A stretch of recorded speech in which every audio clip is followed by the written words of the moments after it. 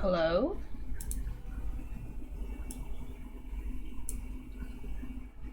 Hello? Oh! I had my own stream unmuted. Fuck. I didn't realize how loud my background noise is. Oh. Can't be helped. Hello. Hi, Lucas. Welcome.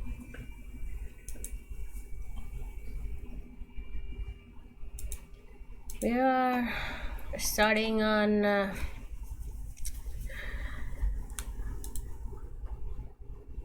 think Kaine's side of the story on Nier Replicant today. How are you? I'm fine, I guess.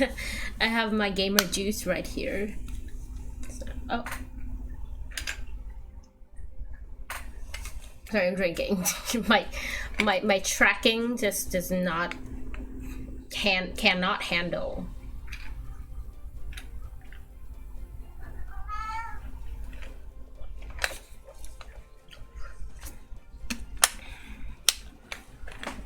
All right.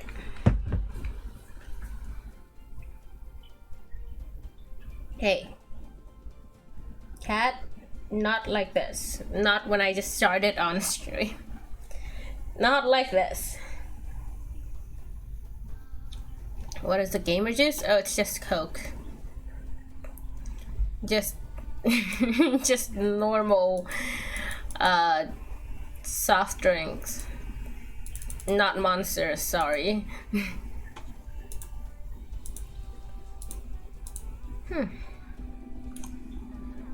I don't know, like, I'm posting for now. I'm still posting my live announcements on Twitter, but I feel like everyone is moving away from Twitter because of what happened with Elon a few days ago. So I'm not really sure where to post now. Love soft drinks. Yeah, just don't have too much. They're like sugary and they're not good for you.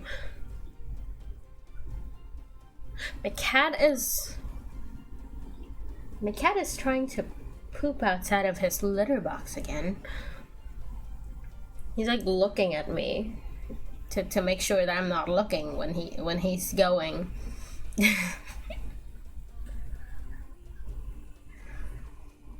I don't know. I just last time on stream I finished ending A of Nier Replicant, and I have a lot of questions, but apparently they get the question gets answered when you play the other endings. So we post it on YouTube. I posted my stream schedule on YouTube, but I'm not sure if anyone saw that either because I have like 12 subscribers.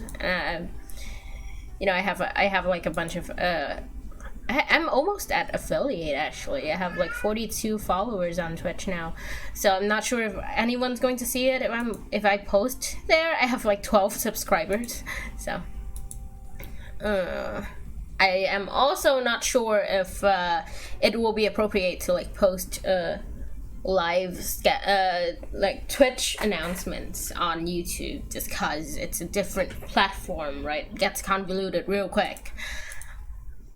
So hey, what? Go into the litter box. Don't you give me that. Sorry, cat ratchet time. Oh, I saw that my post on YouTube about my this week's stream schedule got like 2 likes. So at least some people are seeing it. Just not sure if. Hey. Hold on. Sorry. Literally stream just started and the cat is just. What are you doing? Be on your best behavior. Go into the litter box. What are you trying to do? What are you doing? You jump on that one and then go to this one.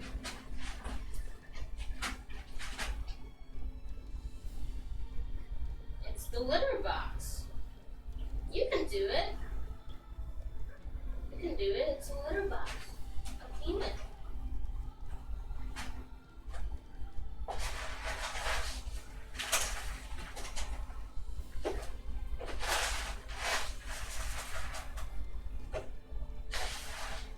You're not. What are you trying to do? Get in the litter box. Why do I have to do this on stream? Why do you do this all? Why do you always do this? Every day, man.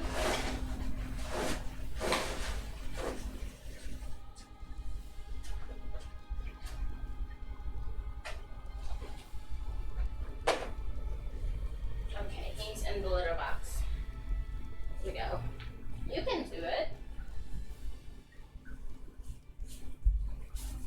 Sorry, literally literally want to like take care of the cats taking a shit in the litter box off the stream. They're just looking at me. Hey! God damn it. Stop! Stop doing it! Hey!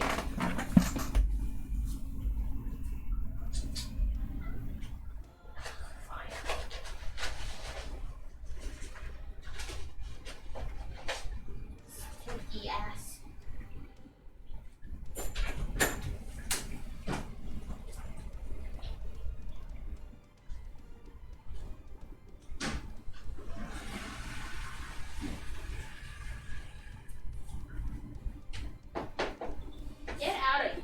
Get out. Get out. Come on.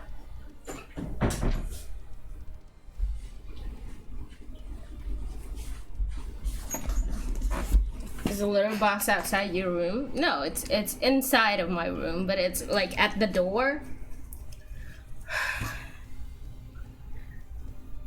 So like I have to like when you see me like this, I'm like looking.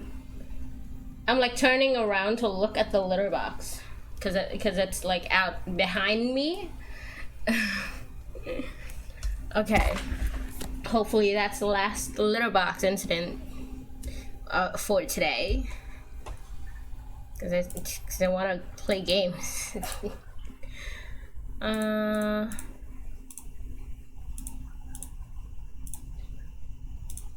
Okay. Oh, there's a summer sale going on Steam. Unfortunately, I don't have money, so you can't really buy anything.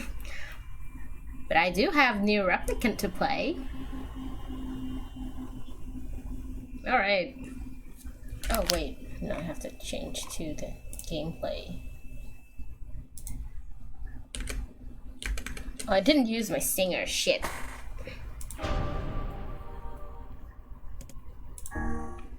Now, last time we finished ending A, as it shows right here. So I'm gonna load into this file real quick. All right. Let's see. Don't need other games if you have Nier Replicant. Oh. Whenever I interacted with Kaine, I was reminded about something from my past. Maybe my mind has been confusing her with my sister this whole time. So we're taken back to this moment. Anyway.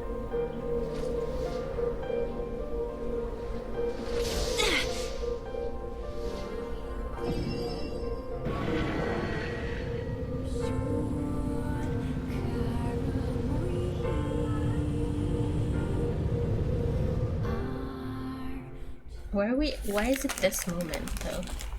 Oh! Kaine's dreams discrimination.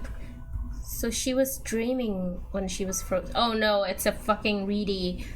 Oh no. Oh no. Fuck! I just loaded in! You can't do this to me! Well, I guess you can. Shit. I'm gonna have to read this again. Alright. Prepared for... Get ready for some... less than ideal reading. Alright. The sound of rain filled the village. The steep cliffs that surrounded the area magnified sound, causing even the slightest drizzle to rattle like a thunderstorm. Yes, thank you for your contribution. Yes. Please enjoy my cat. Can you hear him? Please enjoy my cat contributing to this very emotional reading. Thin wisps of smoke steamed from huts as the villagers huddled into their homes and waited out the rain. Yes, thank you. A single child, however, had braved the downpour and was now wandering slowly toward the wooden hawk-shaped weather vane at the center of town. We can hear the cat. Yeah. Oh yeah. I don't know what he wants, but he's been doing that. Like, I feel like he's just like whining to. He wants to leave the room, but then he doesn't leave for long. He just wants to get to the other side of the door, and then he comes right back inside to sit on my lap. I don't know what's wrong with him. The cat adds good sound effects. Okay.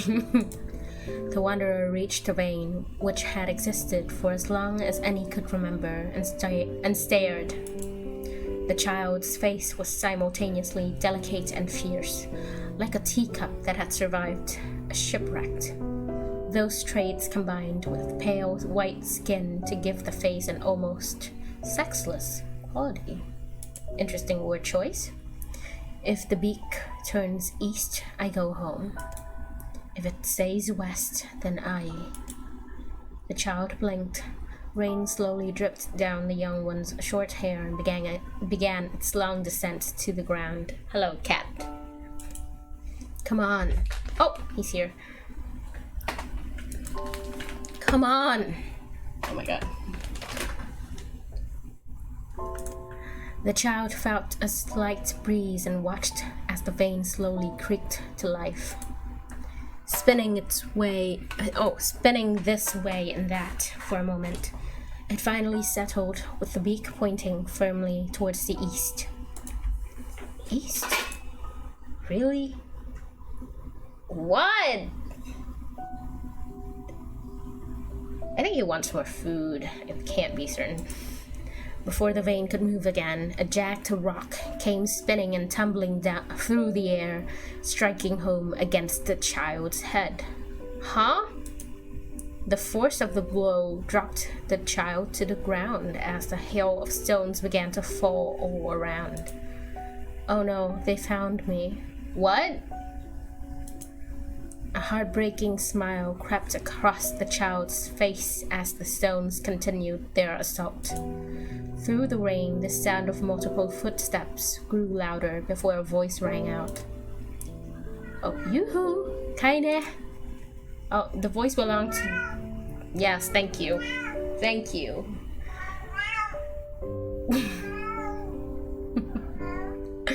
The voice belonged to Daimo, worst of all the bullies in the area. Oh shit. As Kaine struggled to stand, a final stone came skittering through the mud and bounced against her foot. Thank you for your contribution. Oh my god. Blood oozed from a cut above her eyes and blurred her vision, but she could make out the shapes of Demo and his usual gang of idiots. I'll use Demo for now. The boy seemed taken aback for a moment by Kaine's seeming indifference to the blood dripping from her face, but quickly regained his bravado. What's up, freak? You like the rain? You like getting all wet? Or did you finally decide to run away from home? Though she knew it was futile, Kaine turned to leave. Before she could get more than a few steps, the other children scrambled to surround her, cruelty burning in their eyes. Wow, I hate children. Kaine knew those were not the only eyes on her. The tormentor's parents watched from the safety of their homes. She was attuned to this sensation. It was one she had experienced many times before. Yes, Cat. Hello, welcome. While some villagers simply turned a blind eye to the actions of their children, many encouraged it openly. Wow, I hate people. In a society ruled by superstition and fear, Kaine was something to be hated, and if possible, destroyed. I didn't say you could leave, freak. Deimo's words chewed at her like a worm through an apple. He can't hurt me, she lied to herself. Be strong, be brave. He can't hurt me, he can't hurt me, he can't hurt. Oh, look, the little freak is gonna cry. What's wrong? Are you sad that everyone hates you and wants you dead? Kaine prayed for the rain to flood down and carry her away from a world that seemed to have no place for her. But if there were gods, they chose to ignore her. As Deimo crept ever closer, the clouds began to thin and the rain slowed. Even the weather hates me. I'm useless, a failure. Oh no. Aw. I wish Deimo's rock had taken my head off. Kaine couldn't meet Deimo's leering gaze. She lowered her eyes and stared at the muddy ground below. The bully moved forward until he was inches away. She could smell the scent of old meat on his breath. The boy grabbed Kaine's face with thick fingers and yanked it upwards. Oh. Okay. She tried to run away, but he forced her gaze back and jammed his thumb against her eyelid to pry it open. Ugh. Show me. No. Did you just say no? Deimo grinned evilly. You don't say no to me. No one says no to me. Not even taking his attention from Kaine, he called to his cohorts. Come on, guys! Let's give the freak what she deserves. As soon as Deimo finishes, kicks and blows began to rain down upon Kaine. Oh no. Deimo paused, still grinning, as Kaine curled into a ball and tried to make the pain stop. Shit! Oh, now I hate the Aerie. They probably deserved what happened to them. Oh no. I don't get you, freak. What you acting like girl for, huh? Everyone knows what you really are.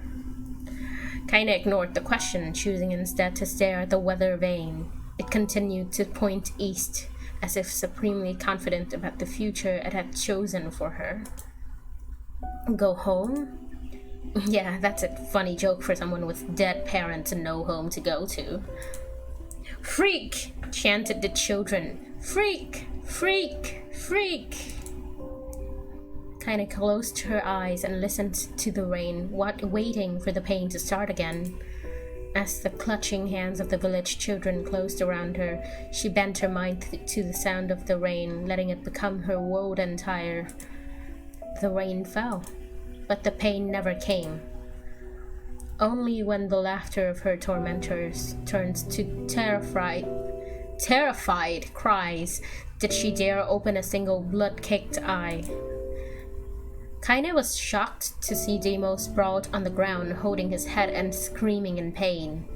She could see blood welling from spaces between his fat, twisted fingers. Oh my god, he's crying. He's actually crying. Deprived of their leader, the other children glanced back and forth between themselves, as if waiting for someone to step forward and take charge. Yeah. When no savior emerged, they began an uneasy shuffle away from Kaine. But the young girl was the least of their concerns. Instead, their attention was wrapped on the ancient woman standing a few feet away. Oh. After struggling for breath for a moment, she finally spoke in a voice thick with rage. Hurts like a bitch, don't it? Now I suggest you scatter before I throw another one. And if any of you little bastards ever touch my Kaine again, I'll do far worse than throw a rock. You can count on it. The old woman crouched down and gently touched the hand Deimo was using to cover the wound. Before he could think to protest, She ground her palm into the wound and twisted back and forth. Oh shit! Let's go, Grandma! I don't know who she is, but she's badass. Holy shit. Ow! He screams, leaping to his feet. Stop it! What are you doing? Quit whining. Ain't no one ever died from a scratch. You hit me with a rock, you stupid bitch. A big one. That thing could have killed me. The old woman shrugged. Death is the best cure for stupid. Zemo's face twisted with rage at her words. Locking his eyes on Kaine, he took a step backward and spat on the ground. Get out! Leave this village! No one wants you here, either of you! Seeing the old woman grab another stone, Zemo and his companions turned tail and ran. As they fled, the old woman grabbed her side and barked out a single laugh. Look at the fat boy go! Guess he's healthy enough to run from a fight. The woman's smile faded as she turned her attention to Kaine. Kneeling down, she removed her shawl and placed it around the young girl's shoulders, then produced a cloth from the folds of her dress and began blotting at the blood on her forehead. Why did I say nut? What the fuck? Oh, Kaine, she said. Why didn't you fight back? You're stronger than that lot. The words of her grandmother stung Kaine, and she turned away. Oh, it's her grandmother. Don't be nice to me, she said. I don't deserve it. Nothing matters anymore. Her tears, held in check for so long, finally began to fall on the muddy ground below. Everyone hates me. They think I cause bad things to happen. They think I'm a freak. I wish I was dead. As Kaine's tears turned to sobs, she felt her grandmother's hands on her shoulders. Despite her advanced age and diminutive size, she was a woman of surprising strength, and Kaine found herself unable to turn away. Oh, don't talk like that, girl. It's a river wide and deep that flows between the realms of this world and the next, and it grants no mercy to any that attempts to cross it.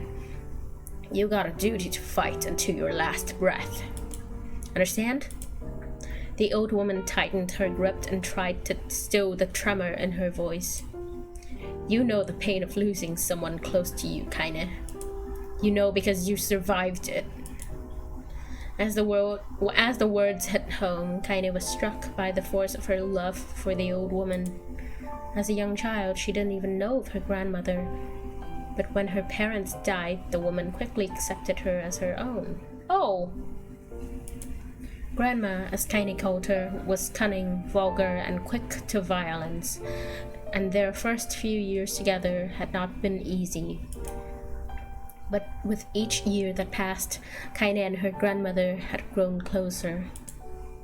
However, it was only now, sitting in the mud with tears and blood caking her face, that Kaine truly understood the depths of her affection.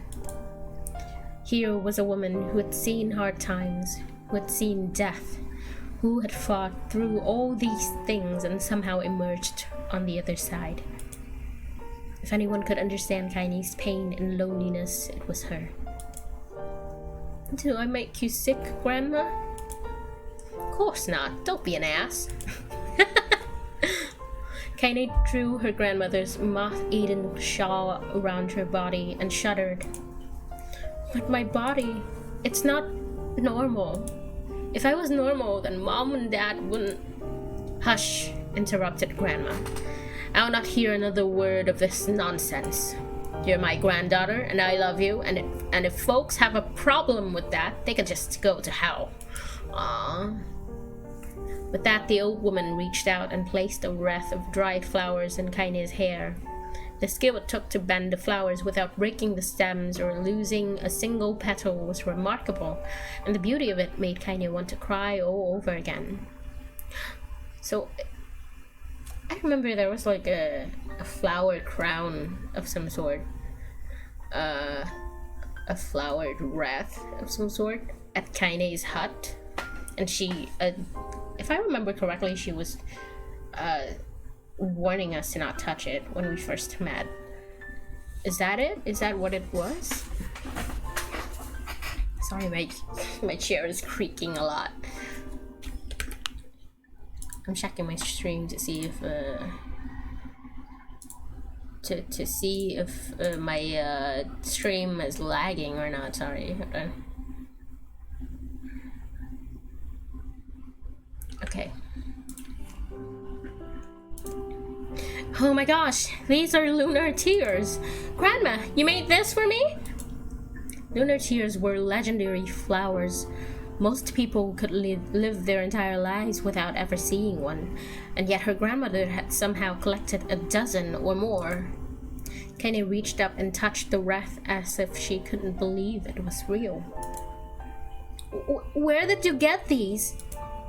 Just stumbled on them while I was out doing the shopping. The old woman turned away as she spoke, leading Kaine to suspect that the search had been more difficult than she was letting on. Ah! The pains she took to construct the ornament, let alone track down the flowers used in its construction, made Kaine's heart hurt. She reached up and gently adjusted the wreath, admiring the way it felt between her fingers. It didn't quite turn out right, said her grandmother as she squinted at it.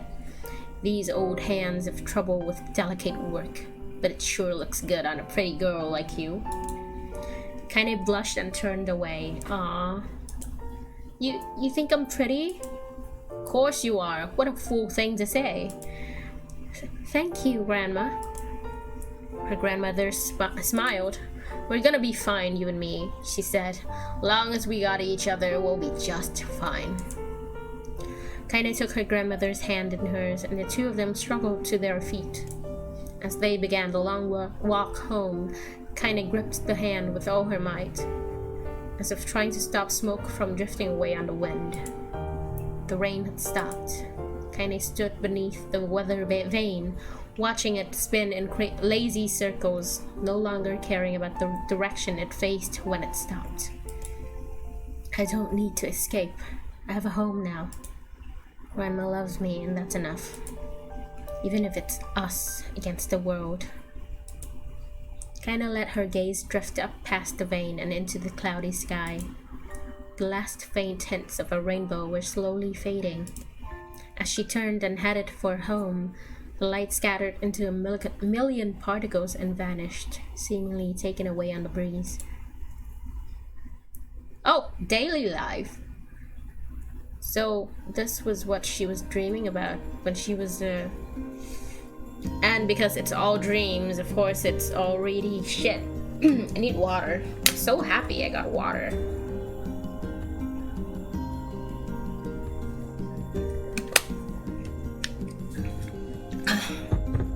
My god.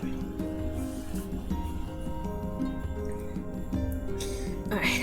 In the distance, Kaine heard the steady sounds of an axe striking wood. The noise had a purposeful quality to it, as if she was hearing a master woodsman go about his work. The firewood being produced, however, was as far from a work of art as could be. Pieces of every shape and size were being flung around about a barren yard with wild abandon. I'm gonna stay hydrated, yeah. God!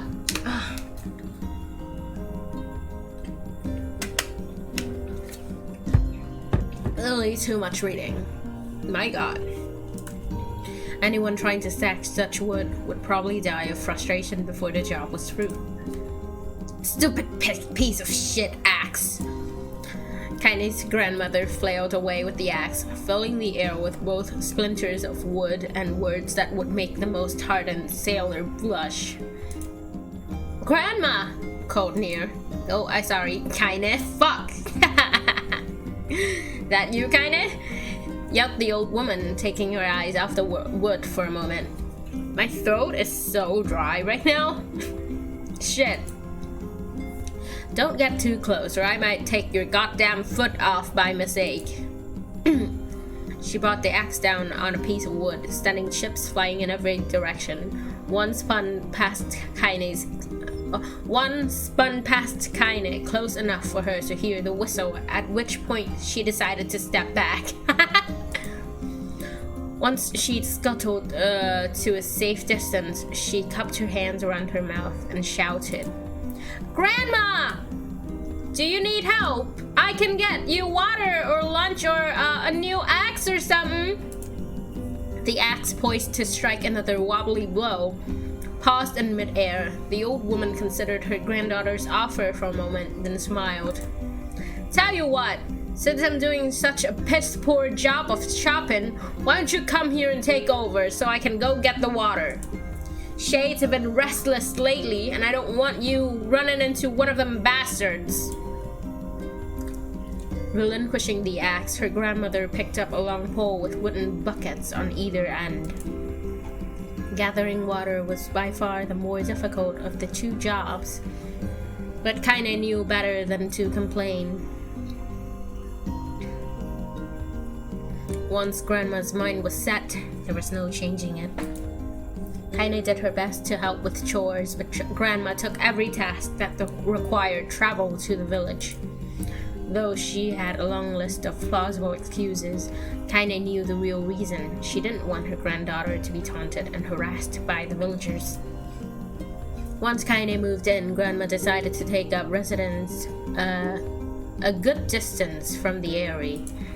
Out of sight, out of mind seemed to be the best policy when it came to the villagers and her granddaughter, and rare were the days when any but the two of them could be found on the rocky acre of land they called home.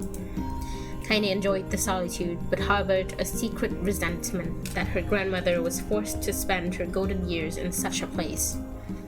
After watching her grandmother leave, Kaine turned her attention to the task at hand. She had never chopped wood before in her life and soon discovered why the old woman hated the chore. Swing after swing of the axe produced only a tiny crack in the wood, and when she finally managed to connect with a solid stroke, the tool embedded itself in the log and refused to budge. Frustrated, Kaine swung the axe around her head and threw it, log and all, across the yard. Damn it! Crap! She suddenly understood the joy her grandmother felt in a good curse. Oh!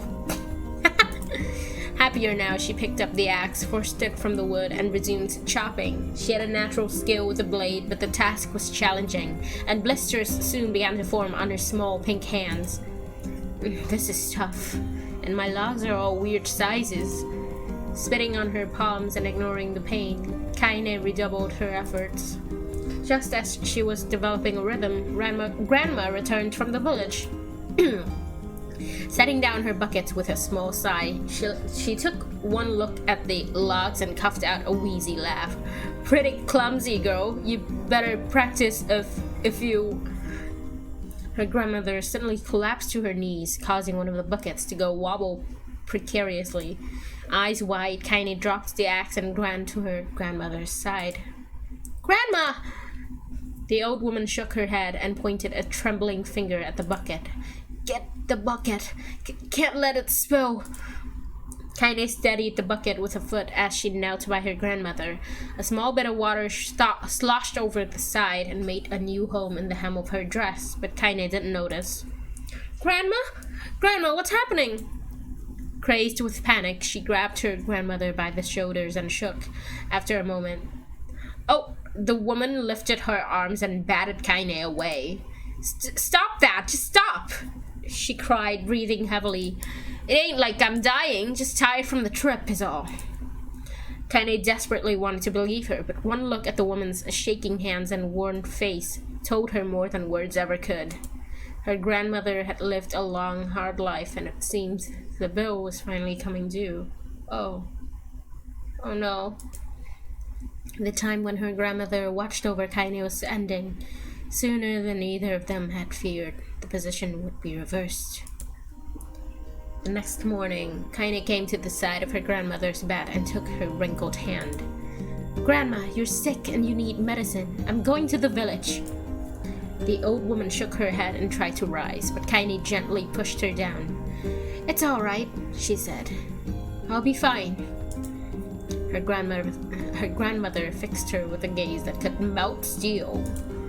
After what seemed an eternity, she finally lowered her eyes and sighed. Well, I don't like it, goddammit. But I guess I should quit being so stubborn and let you grow up. The old woman watched as Kaine strapped on her boots and made her way down the road to the village. Hours later, as an unseen sun made its way across a dark and rainy sky, she was still watching. Kaine moved at a brisk pace, checking her pockets every few minutes to make sure the money her grandmother gave her was still there. Every noise caused her to spin on her heels, making sure she wasn't being stalked by a shade, or worse, Demo and his gang. You know, it's bad when, like, a mindless monster is, like, less scary than a fucking child and a bunch of his friends. I hate children. But she encountered neither tormentors nor shades, and Kaine finally found herself at the entrance to the village. The few adults she could see glanced sideways at her, then muttered to each other behind raised hands before slinking away into the shadows. Her heart racing, Kaine took a series of rapid, shallow breaths and tried to calm herself. I have to prove myself. I have to help Grandma. I have to be strong. She chanted those words to herself over and over as she slowly made her way. Finally, her eyes settled on a rotund, older woman who was angrily waving her arms in the air and telling anyone who would listen exactly what she thought of Kaine's presence. Oh no. Oh no. Hey, lady! Said Kaine with a bravado she did not feel. Where's the apothecary? The woman's flabby cheeks shook in bewildered anger. How dare this thing speak to me? They seemed to say, but Kaine saw that her eyes held a different emotion. Fear. Yeah, we're both scared, lady. Trust me on this one. Which way? Kaine repeated. The woman pointed at a small building to her right before hitching up her dress and stumbling off in the other direction. That was a weird sentence. Like the way I read it was so really weird, sorry. Kaine cringed, expecting a stone to come flying from the assembled crowd, but none came. Her mind was filled with a strange sense of pride as she made her way to the apothecary. But the new emotion had little time to take root, for as soon as she opened the door, she noticed a familiar customer at the counter. It was Demo. He'd clearly been sent here on some kind of family errand, because his gang of followers was nowhere to be found. Oh my god, he sputtered. I mean, what are you doing here, freak? The insult was delivered without force, and Kaine happily ignored it. Stretching on tiptoes to see over the counter, she asked the shopkeeper for the medication. Ha! Barked Demo. That old bitch finally keel over? Go to hell, Demo! Yeah, go to hell, what the fuck? The boy's eyes grew so wide they seemed ready to fall off of his head. But before he could let fly a comeback, or worse, a punch, the apothecary told them to knock it off before he kicked them out of the store. Yes, finally a sane person! Demo slunk out of the shop, cursing Kaine under his breath. Once he was gone, she allowed herself to breathe once more, taking a brief tour of the shop while the owner prepared her medication. Countless tiny bottles filled the cramped store, each with a label written in some indecipherable language. An ocean of aromas assaulted her nose, creating a scent that was exotic but not altogether unpleasant. Seeing such a variety of supplies gave Kaine a sense of peace. Surely, in a world so vast, there would be a place that she could call home. On the far wall behind the counter rested a portrait of a stunning young girl. The picture had once contained bright, vibrant colors, but time had worked its cruel magic, and they were beginning to fade. The beauty of the work, however, remained undiminished. You like that picture? Kaine turned to find the apothecary with a small vial of medicine in his hand. His eyes were gentle but sad, and they seemed to stare through her and into nothing as he spoke. Oh. That's my daughter. I sketched it when she was just a little girl. She's been dead for a long time now. Oh. Kaine didn't know how to respond. She just stared at the portrait and tried to come up with the right words. Pictures are wonderful things, continued the shopkeeper. They let the ones closest to you live on forever. He shook his head slightly, then looked down at Kaine and smiled. Handing her the medicine, he reached into his sizable green apron and produced a handful of old wax crayons. You should have these. There is no one left that I wish to draw. Kaine took an instinctive step back, causing the shopkeeper's face to darken. Yes, I've heard the rumors about you, he said. It's a small village and word travels quickly. Between you and me, I'm not sure which of them to believe, but I also don't think they matter much. I know your grandmother Callie, and I think the way she was driven out of this town is just deplorable. Grandma's name is Callie? Thought Kaine suddenly. She was still mulling this new fact over in her mind as she reached out and gently took the crayons from the apothecary's hands. Your grandmother is an old friend of mine, he said as Kaine scooted away yet again, and I owe her much. I wager she would like it if you drew a picture of her. Yes, I think she would like that very much. Kaine murmured a quiet agreement, but inside her heart was bursting. Never before had a villager treated her with anything but complete contempt. It was a tiny, almost imperceptible step, but it was a step nonetheless, and with enough tiny steps, she might one day discover the rest of the world. When Kaine returned home, she found her grandmother asleep in her bed. Her feet were blackened and raw, even bleeding a bit in places, leading Kaine to think that she had been pacing around the room until exhaustion finally caught up with her. She placed the medicine by her grandmother's pillow and turned to leave, but found the old woman's hand clasped around her arm. Back already, are you? Asked her grandmother with a yawn. Come here, let me have a look at you. Grandma sat up and examined Kaine from head to toe. Finally satisfied that nothing terrible had befallen her grandchild, she leaned back and allowed herself to relax. Well, how was it? Those bastards give you any trouble?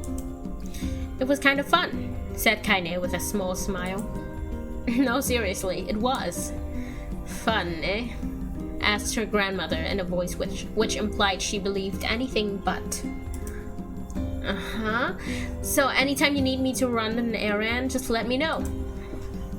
As she spoke, Kaine removed the crayons from her pocket. After a brief explanation of their source, she informed her grandmother that she was going to sketch her portrait. A portrait of me? Ridiculous. No one wants to stare at a wrinkled old crone. But Grandma, it'll make you live forever. How horseshit, said her grandmother, throwing back the sheet from her bed. Living forever would just piss me off. Now put those crayons away and help with dinner. But Kaine would not relent, and in the end, Grandma found herself leaning against the wall of their house as if posing for a master artist. Kaine took up the crayons, eyed her subject carefully, and set to work. Just as her grandmother was about to nod off, Kaine finished the piece. After staring at it for a bit, she released it from her grip and let it slowly drift to the floor. It's terrible. It doesn't look at you. It doesn't look like you at all.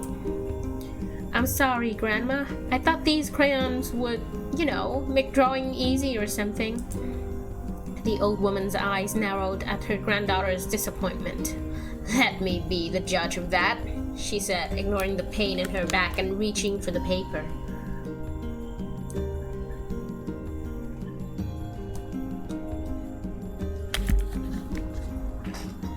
The sketch could have been a person's face. It also could have been a boulder, a lump of clay, or an incredibly misshapen loaf of bread, all rendered in a chaotic array of colors. The old woman stared at the picture for a long time, then slowly wheezed out a laugh. Oh, Kaine, she said between laughter. You truly are my blood. You're as clumsy as me, and I love it. But, Hush, I won't hear any more bull about how ugly you think it is. It came from the heart, and I'll treasure it always. Oh, I'm kinda tearing up a little. That's so cute. True to her word, the old woman gave the picture a place of honor above the kitchen table. In the days that followed, Kaine would often catch her staring at the portrait with a strange smile on her face, an action she interpreted as silent, mocking laughter. Aw, no, it's pride. Oh, I'm crying. Shit! Ha!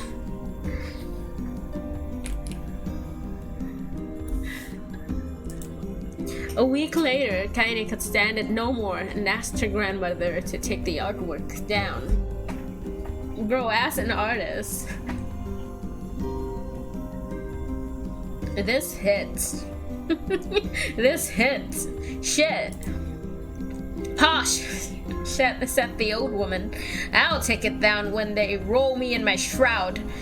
She pondered this for a bit, then turned to Kaine and dropped to one knee.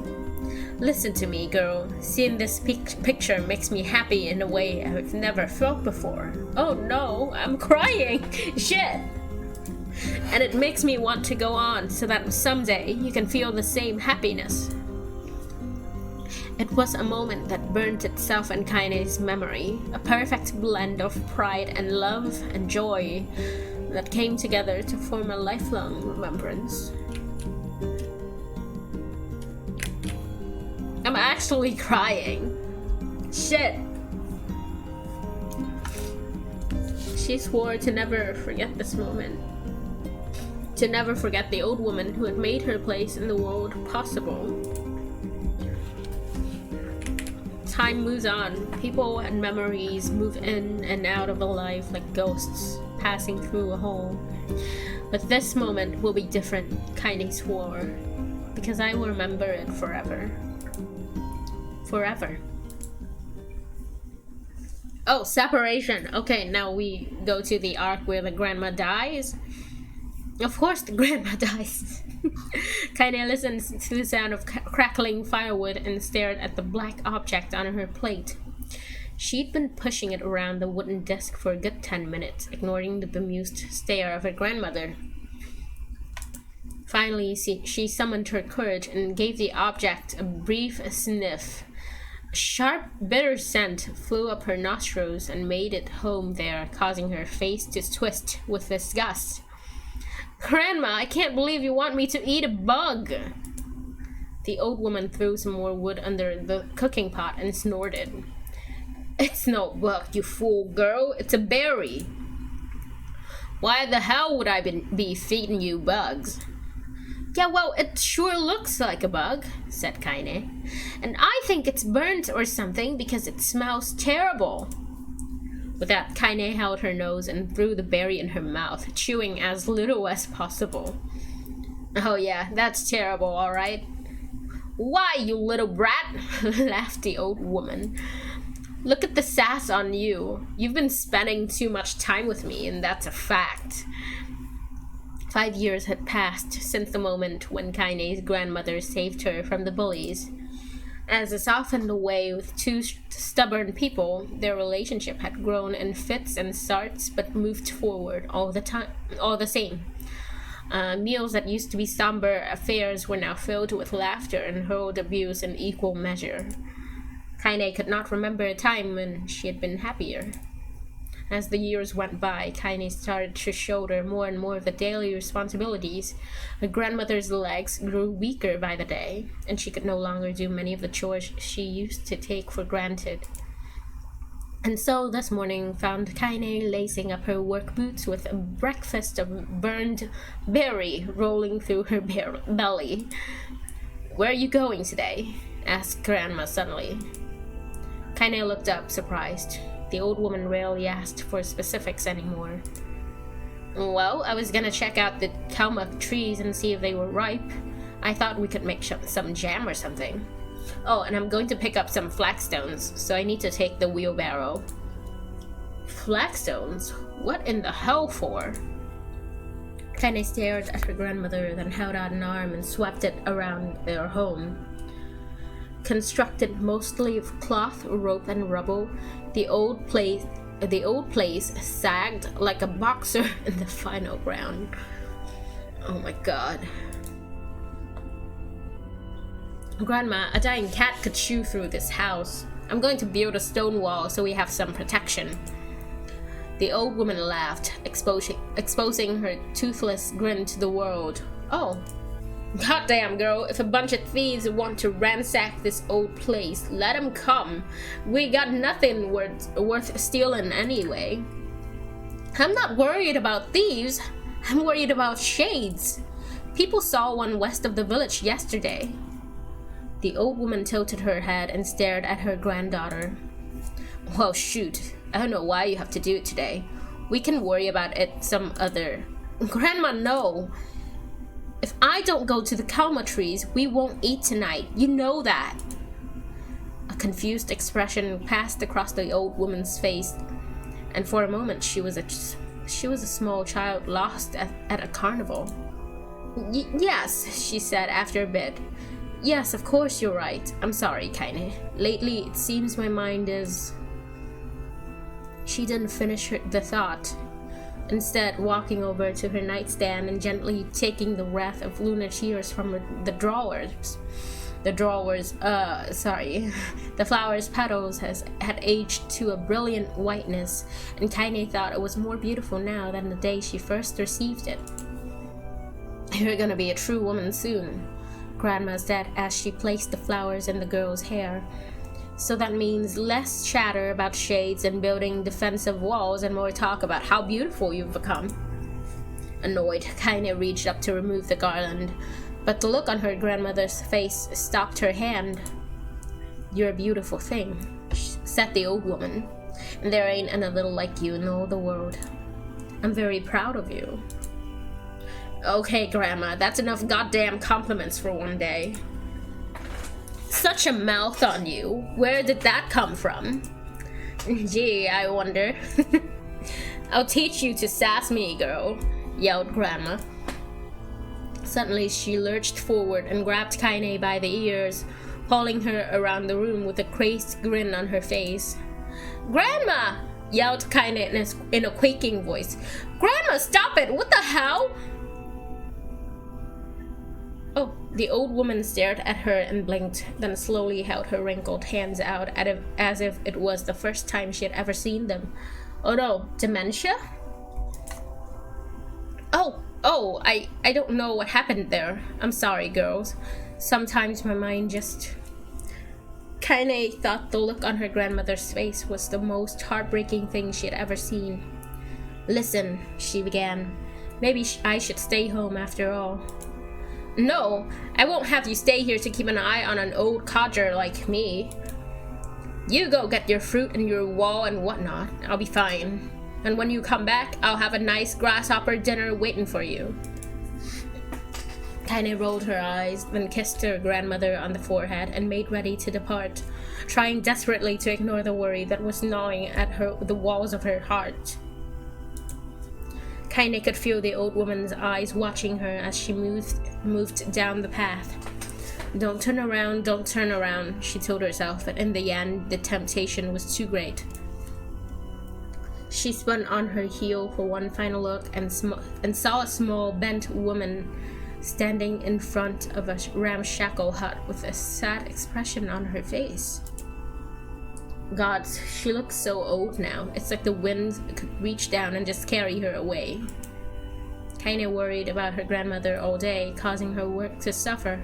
What little fruit she could collect was tossed carelessly into the wheelbarrow, and she only found a couple of stones before losing interest in the project. Finally, as dusk approached, she decided to call it a day. Cursing herself for the lack of focus, Kaine pushed the nearly empty wheelbarrow back down the path. As she crested the final hill, she suddenly froze in place.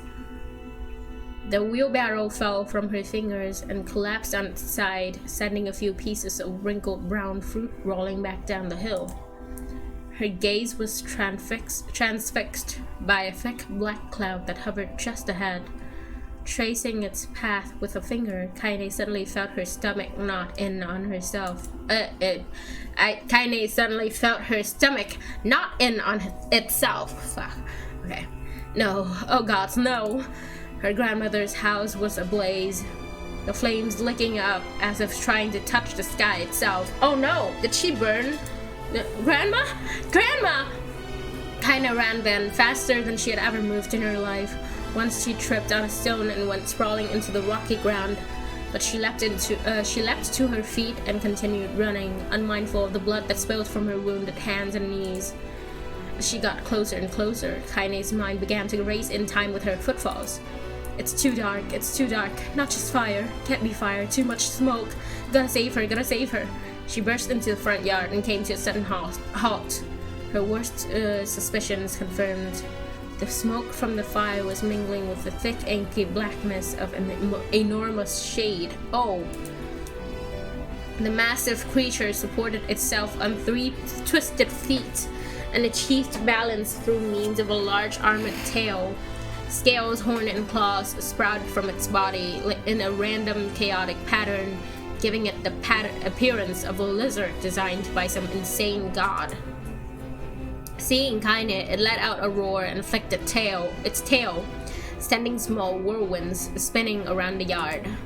For a moment, the creature retreated into a shimmering, inky blackness, as if her mind was unable to comprehend that such a thing could actually exist.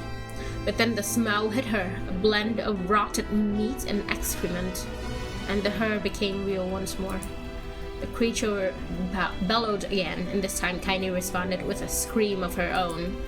"Alright, you bastard," she thought as her scream echoed off the high cliffs around them. "It's you or me. Let's go." The shade eyed Kaine with amused interest, then it began looking from her to the house and back again, as if urging her to look at the destruction it had so gleefully wrought. With dread building in her heart, Kaine glanced towards the house.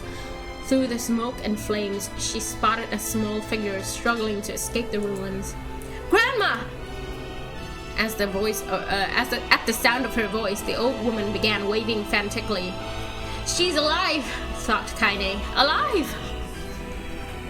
Kaine's legs sprang to life as she raced across the yard toward the flaming wreckage of the house. Before she could advance more than a few steps, the shade opened its mouth and let out a roar powerful enough to uproot trees and send them flying. The blasts sent Kaine tumbling through the air before smashing her against the rocky earth. Stars danced in front of her eyes as she tried to remember how her legs worked. Get up! Get up! Get up! Get up! Get up! Get up! Get up now! As Kaine struggled to her feet, the shade stomped towards the house and pinned her grandmother to the ground with the tip of a claw. The old woman struggled to move the claw from her stomach, but she might well have been pushing a mountain. She coughed briefly, sending a small spray of blood into the air, then collapsed to the ground, her energy spent. Kaine lurched to her feet, only to fall back to earth with a gasp. Her ankles were on fire. One or both of them were surely broken. Ignoring the pain that screamed through her body, she began dragging herself across the ground, leaving a drunken trail of dust and blood in her wake. "Grandma, hold on! Just a little longer!" Her grandmother's face was turning blue, her eyes rolling back until only the whites were exposed. Oh no. Kaine pulled herself across the ground with maddening slowness, the distance seeming to increase with every second that passed. The shade glanced between the two women and flicked out its tongue, its giant mouth turning up at the corners. Short, panting breaths belched from somewhere deep inside its core. "Bastard, laughing at us." She had no idea how such a mindless creature could experience emotion, but there could be no doubt the shade was taking joy in their suffering. Yeah, I see your plan. The shade moved its claws slightly, allowing Grandma to breathe again. It was clearly keeping her alive only to snuff out her life when Kaine was close enough to touch her. "I'm gonna kill this bastard!" Summoning all her strength, Kaine rose to her feet. There was a sickening snap from her right ankle as the foot twisted backward, but she forced it from her mind and began to hobble towards the monster. Pulling a small knife from the pouch at her waist, she leapt on the foot that pinned her grandmother and plunged the weapon deep. "Give her back!" she screamed. "Give her back to me!" It was like stabbing a rock. After a few swipes, the knife broke at the hilt with a dull snap. The shade panted laughter again, then raised its tail and sent it rushing through the air toward the young girl that was latched to its foot. Kaine never had a chance. The tail struck her square in the chest and sent her crashing into burning wreckage of the home. As she lay on the ground with blood pouring from multiple wounds, a small, weak voice spoke up. "Kaine?" Kaine's vision blurred, but she forced herself to focus on the sound. Finally, her eyes cleared enough for her to make out her grandmother's hands reaching out to her through the smoke. "Grandma!" "Kaine, you gotta run. You can't best this one." Kaine grabbed the hand and held on with all her strength. "Grandma, come on, we have to go!" The old woman coughed loudly. One of her hands, slick with blood, slipped from Kaine's grasp and thumped to the ground below. "Oh no! Grandma, no! No! I said run, goddammit! You have to live. You have to get through." The thought would stay forever unfinished. Before she could say another word, the shade's clawed foot descended, smashing through the remains of the roof and down upon the shattered figure of the old woman.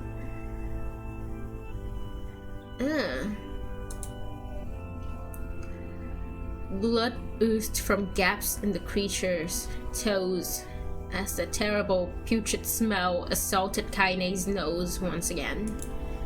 She stared at the foot, dumbfounded, convinced that what she was seeing could not possibly be real. When the creature finally lifted its appendage, all that remained underneath was a twisted, unrecognizable mass of rubble and red. Her grandmother was gone. Kaine blinked, trying to feel the hands which had been in hers just a moment before. For a fleeting instant, she could remember the warmth of that embrace, the trembling of the fingers, but then the sensation drifted away on the breeze and was gone. Memories flashed through Kaine's mind, one after the other, faster and faster until they became a meaningless jangle of noise. Kaine screamed then, a thunderous sound that echoed off the cliffs and seemed to roll away forever. The shade eased forward, black ichor pouring from its mouth and dissolving into smoke on the ground below. The earth shook with every step as it crept away. As it crept toward its prey. I read away for some reason. Kaine's body slowly rose as if controlled by a mad puppet master. Her arms and legs were bent at impossible angles. Her head lolled dangerously to the side, yet somehow she managed to stand. Staring at the shade, her eyes began to glow with a deep red fire. The creature, so confident just moments before, took a slow, hesitant step backward, trying to discern if this broken human could possibly pose a threat.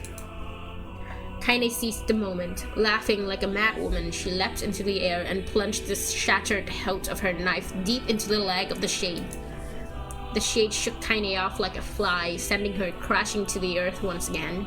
Her chest rose and fell slowly, as if a great weight were resting on it. Moist sounds of pain echoed through her mind. Something warm and thick oozed from her ears. Is that blood?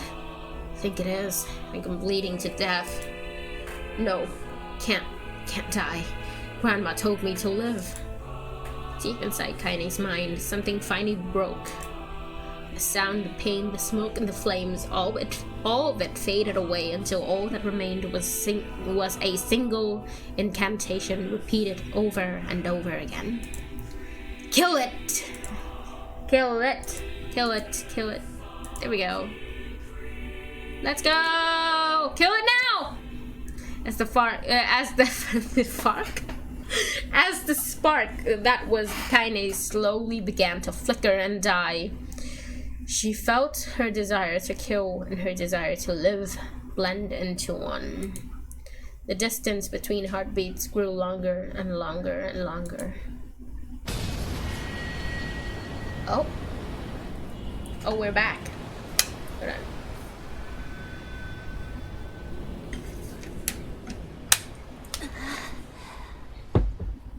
And she's back to us. The beast approaches. Oh, I know. Oh no.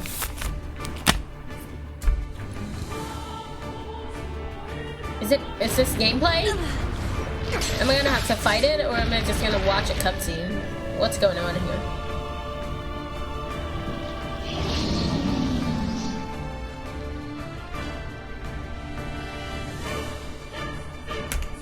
Oh! Okay, it's gameplay. Shit. Okay.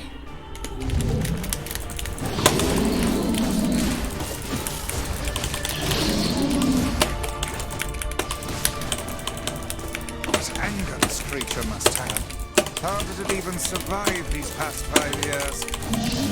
I'm not gonna let this happen again. It dies today. My sword is lighter. It's not the blade, but the skill of the user. Strike it down.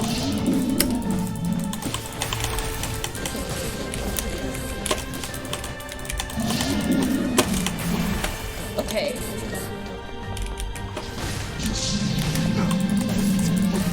Oh, there we go.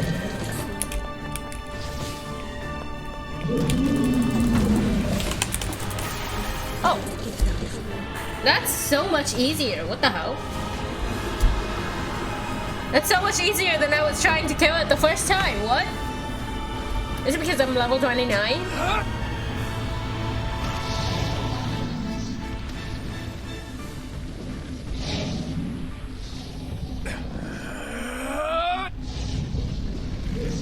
Can't believe that was an hour of reading.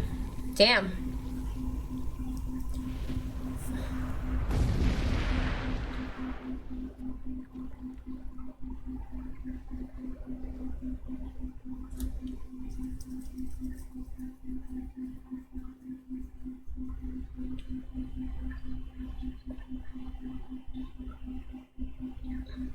Kenny's dreams encounter. Oh no, it's dreams again. Literally. Gently, weakly, softly, the shade, sure that its tormentor was dead, turned and stomped off towards the horizon, stopping along the way to bellow one final roar. Couldn't kill it. Shamed beyond imagining, Tiny tried to turn her head to the side, but only succeeded in coughing up a huge gout of blood. It was getting difficult to see, and only after a moment of fierce concentration did she realize that her left eye was gone. Laughing to herself, she turned her remaining eye to the ruin of her home and noticed a racked stump of arm resting a few feet away. Yeah, that's fine, she thought with a mad giggle. This is gonna make clapping a real bitch. Oh! Ha! Cried a sudden voice from the depths of her mind. Finally gonna die, are you? Well, you had it coming. Go to hell, Demo, she thought at the unseen assailant. Go to hell before I pluck out your eyes and feed them to a dog. The voice of her childhood terror evaporated into smoke, only to be replaced by another, more recent voice. Hold still, said the apothecary, materializing from the ruins like a ghost. I want to draw you. That way you can live forever. No, stop. Don't want to live forever. Want to die right here. I see, he said quietly. Well, if that's what you want. The spectral shopkeeper fluttered in and out of existence for a moment, then produced a piece of paper and sketched quietly. After a few seconds, he turned the page to Kaine and smiled. Since you rejected my offer, I decided to draw someone else. It was a picture of her grandmother, real as life. Kaine opened her mouth to thank the man, but stopped at as the picture began to blacken in the middle. Before she could say anything, dozens of multi-legged insects began to swarm across the image, tearing at it with sharpened pincers. Stop! No, don't hurt that picture! Kaine reached out with her remaining arm and waved futilely at the air. To her surprise, the insects fell off the picture into the ground below, where they vanished into tiny black tendrils of smoke. Relieved, Kaine turned her good eye back to the picture, only to open her mouth in a silent scream. Ah! The sketch now showed her grandmother as she truly was, a smashed, unrecognizable lump of nothing. The apothecary smiled, then broke into a jolly dance. See that? He cried as he danced his jig. It's perfect now. She looks just like you. Ha-cha-cha-cha. Huh? I look like that? Oh god, I'm gonna die. I'm gonna die. Drowning in despair, Kaine laid her head back in the mud into smoke of her ruined house and waited for the end to come. Oh. But just before she let everything go, an unfamiliar voice began whispering in her ear. Ain't you got a wish, sunshine? The voice was vulgar and fierce at the same time, as if insanity had somehow found a way to take form. Kaine wanted to scream at the voice crawled under her skin, but her lungs refused to work. You know, a wish, like a prayer or something. What? What is this? Why don't you get on your knees and start praying to heaven? Please, invisible man in the sky, save me, save me! Kaine finally resorted to shouting at the voice with her mind. I don't make wishes. They don't come true for me. I'm a curse, a freak. I should be left to die. The other voice boomed in her ears. Oh god, you are the best! Kaine glanced down and saw a black, shiny substance oozing from her legs. She tried to brush it away, but her remaining arm would no longer respond. The substance slowly crept across her feet and then began moving up toward the rest of her body. Oh, what is this? Is this death? Is this what it's like? Or is my mind just losing itself? She could feel the slime oozing upward, feel the hot, searing pain it left in its wake. Whatever else might be happening, she was still alive, and this was real. Come on, said the voice. Let it go. Kaine tried to ignore the voice and concentrate on the pain, but the newcomer would have none of it. Don't ignore me, sunshine. You're ready to give up, ready to die, so why not let me have it? Have what? Your body! Come on, give it to me! Give it to me! I want to stand on the ground, feel the rain, taste the wind! The voice paused, as if licking its lips. When it resumed, it was filled with mad, unabated joy. And I want to take your hands and use them to choke the goddamn life out of people. I want to tear out their throats and bathe in the blood just like before! What is this? In response, Kaine shifted her head and vomited. The warmth of it crept down her front and mingled with the pain of the encroaching black ooze. Ew. Are you a shade? Yeah, maybe. What of it? The slime reached her face, crept up past her nose, and slowly oozed into the socket of her missing eye. Oh!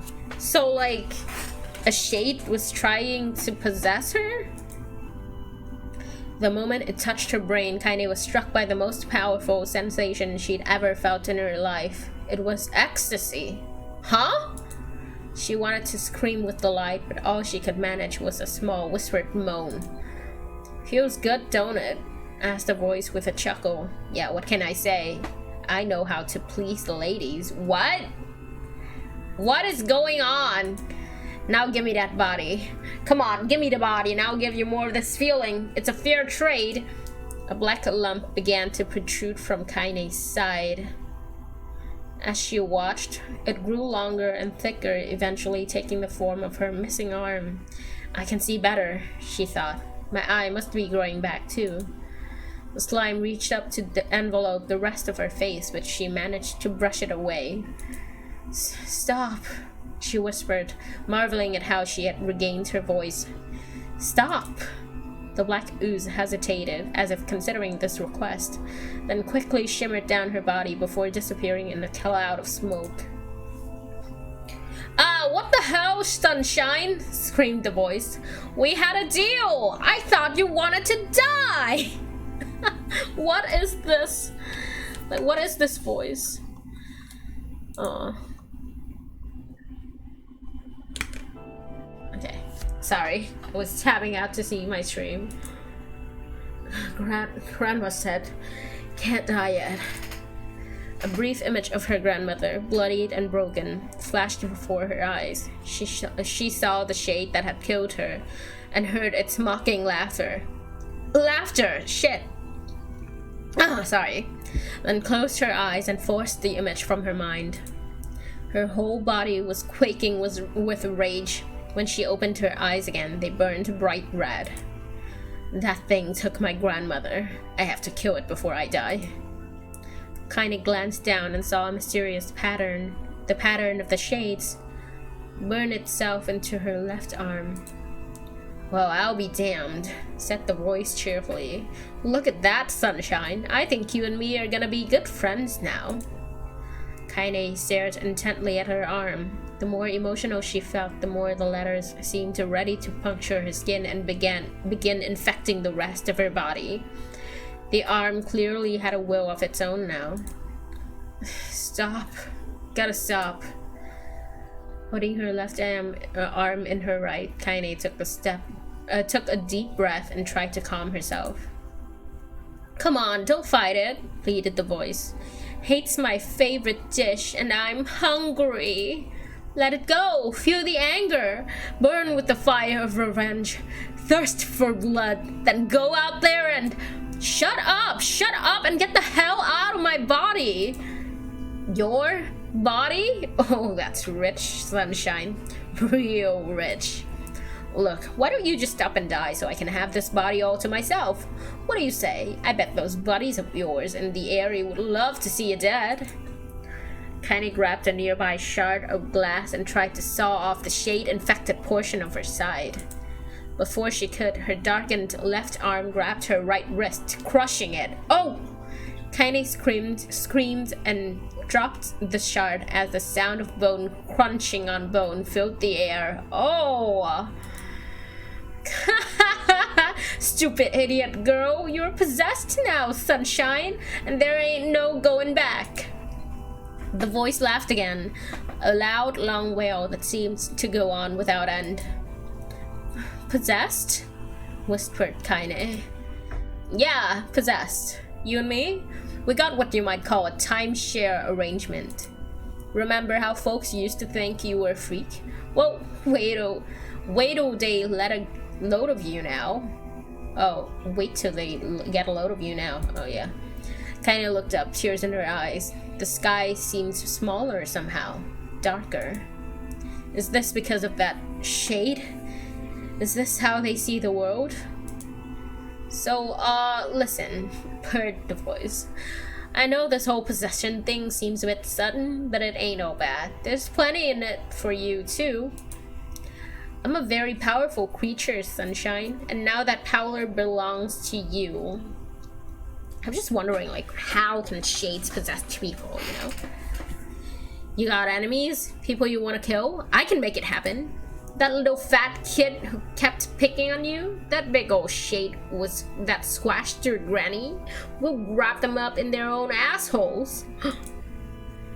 No more abuse for you, Sunshine. No more pain. Wait, said Kaine. You're a shade. Why would you help me kill another shade? What, you think I'm some kind of racist? Some killing snob? I don't give a good goddamn who you murder, honey pants. I just want to drink from the well. Kaine considered this as she struggled to her feet, the power of the shade coursing through her. The smoke from her house was drifting away with the wind, and she enjoyed the way the cool evening breeze felt on her new left arm. After a long pause, the voice spoke up again. So, how about it? You and me, we could have some good times together. Look, I'll even take care of the bloody part if you don't want. Fuck off, asshole, muttered Kaine. I'll handle the killing. Screamed the voice. Look at you go. Oh, sunshine, we're gonna have so much fun. So listen, my name's Tyran, and if you ever need me, I'll just be hanging out in this piece of meat you call a heart. Now get to it. The more you kill, the more your heart turns rotten and sour, and I like rotten and sour. Kaine found herself nodding at the voice. Yeah, she said. Yeah, I think this can work. I'm gonna find that shade and I'm gonna strangle it with its own guts. And when I'm done, I'm gonna do the same to you, Tyran. Count on it. Oh my god, I like Kaine even more now. Laughed Tyran. Of shit bigger than you, so good luck with that. Oh, and hey, one more thing. Right now, you and me are sharing this body. But if you ever run out of hate, if you ever, go soft, then I'm gonna take over everything. So keep on killing Sunshine and watch your back. The voice grew fainter and gradually faded away, fading to somewhere deep inside Kaine herself. Oh.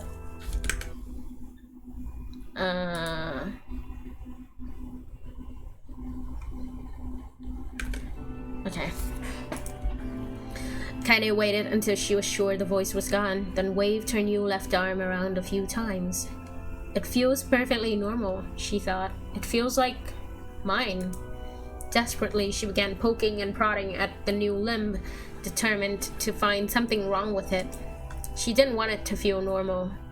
That would mean the creature inside her had already won. I am not a shade, I am Kaine. Repeating this mantra in her mind, she slowly began digging through the rubble of her house, being careful to ignore a certain red stained spot in the corner. Finally, after what seemed like an eternity of heartbreaking work, she found what she was looking for. It was the wreath of lunar tears. Though it had been through hell and back, the garland's petals were as bright as ever. Kaine started to place it in her hair, then slowly lowered the wreath and stared at it. I'm sorry, Grandma. I'm so sorry. But I don't deserve to wear this anymore. I'm possessed, corrupted, a freak. And this time, I don't think there's any going back. Holding the flowers to her heart, Kaine fell to the ground and sobbed. As night gradually lightened to dawn and the people of the area arose to their daily lives, she remained in that position as if tears could somehow wash away the horror that now infected her world. Alive! Stay alive! Stay alive! Grandma. Kaine, you gotta live! You gotta come back to us! Aww.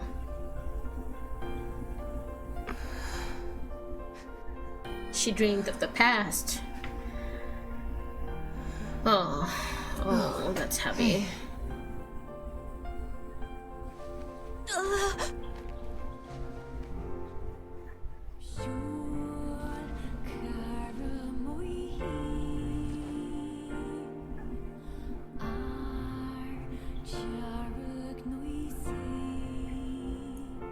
Emil, you were the one calling me, weren't you? You still recognize me? Of course. I knew you right away.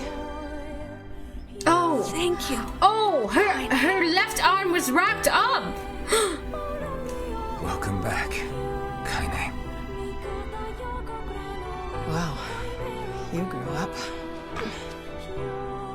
So, how long has it been? 5 years.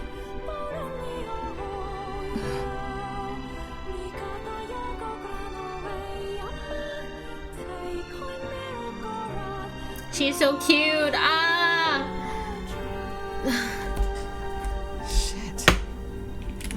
Long time. Any luck with Yona? We are still no closer to finding her.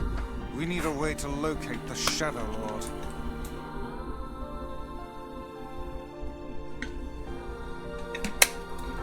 By the way, this is for you. Is that a lunar tear? It's not as good as your grandmother's, but I tried. No, it's great. Thank you. Aww.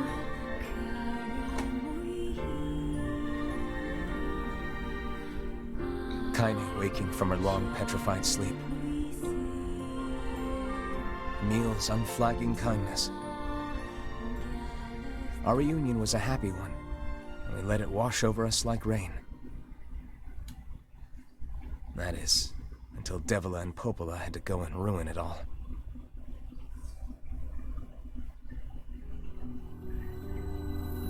Are you kidding me? You can't be serious! Please, try to understand. People are tired and scared, and... I'm sorry. I'm sorry you have to bear the brunt of that. This is crap, and you know it! It's okay. We can sleep outside. No one's sleeping outside. You and Kaine saved this village, and now they want to run you out? People are afraid of us. And really, I understand. I mean, look at me. As long as you're still with us, I can deal with it. Right, Kaine? I'm used to sleeping outside. But... We'll see you later. Sorry about this.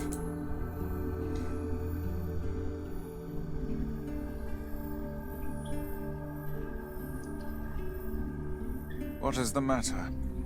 Kaine always sleeps outside. I never thought about that until just now. Never even occurred to me. Damn it. We should turn in.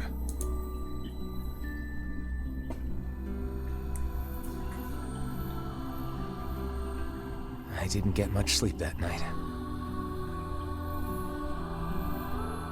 For the first time in my life, I hated Devila.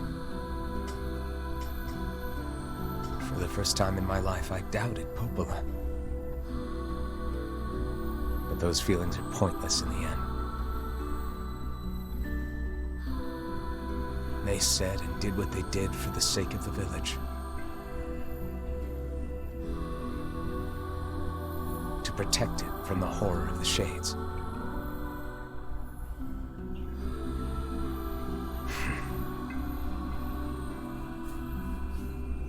Really, how can I blame Devila and Popola?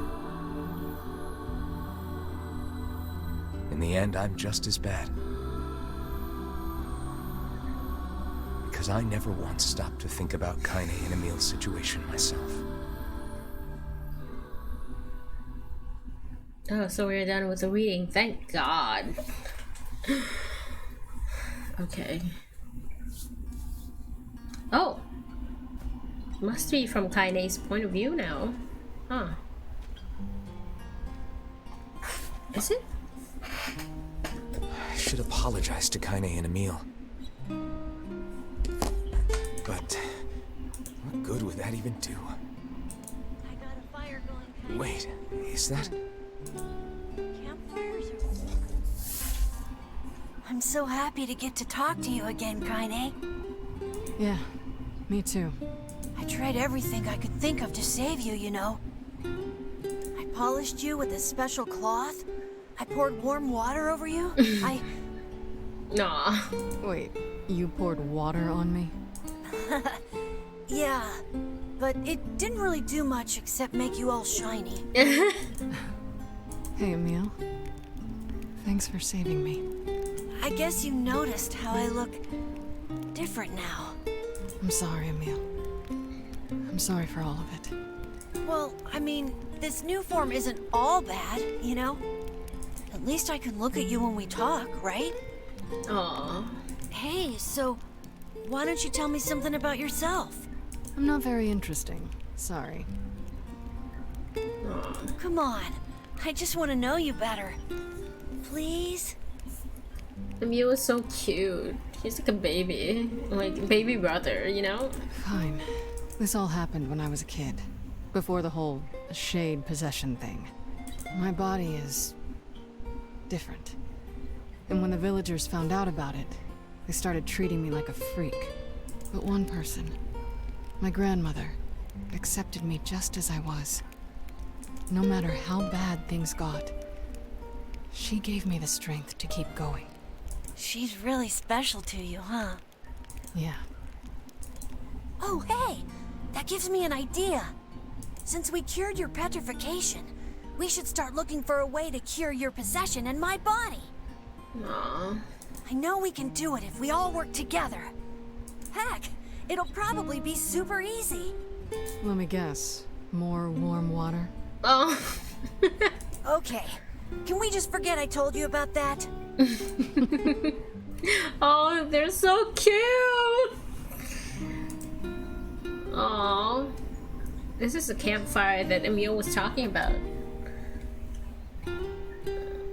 Oh, we didn't see this on our first time playing.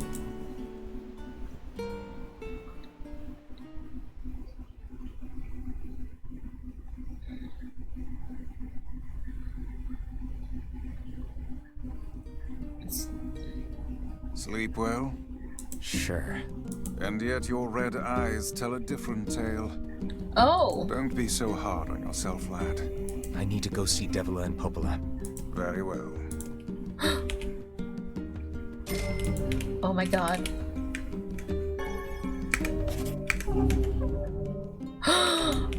My money! My money and level stays the same. Let's go! What might that be? It's Mom's diary. I've not heard you speak much about your mother. She got the Black Scrawl and died when I was little.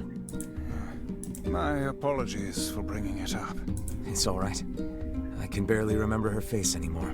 This is the only thing I have left of her. Reading it helps remind me of when we were still a family.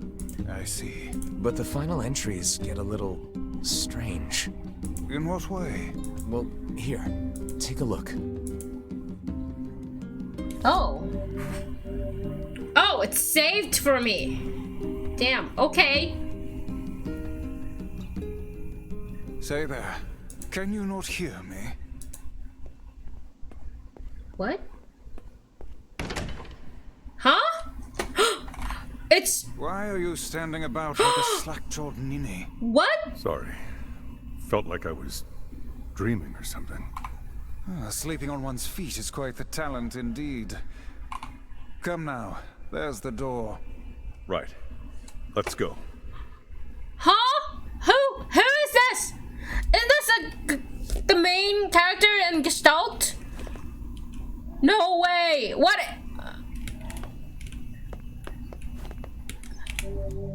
No. Oh my god, what is this? And why is Papa Nier canon? Why is he here? Why is this guy here? I thought it was like market differences or whatever. Proceed beyond this point and you will be unable to save until the battle is over. Do you still want to go through the door?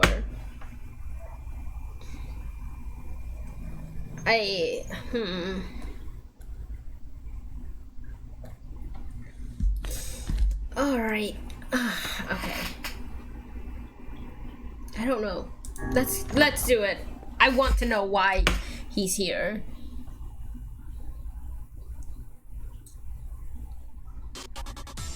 Huh? This is the word of the recycled vessel created to avoid the destruction of all. What?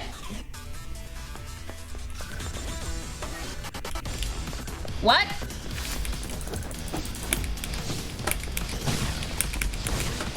What? Oh.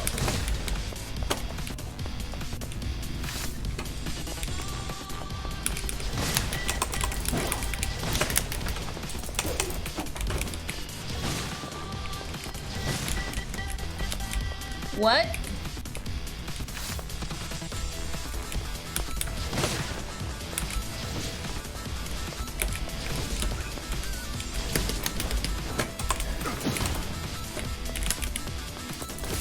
What is going on?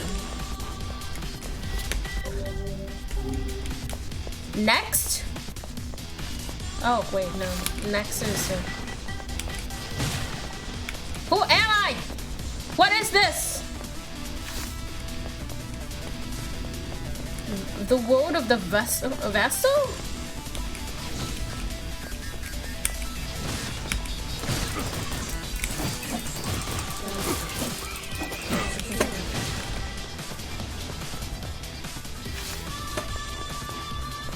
Oh, this is a remix version of Emil's song, I think.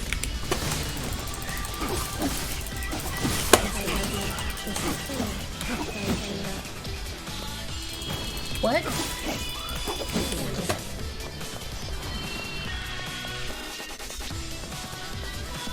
What is this?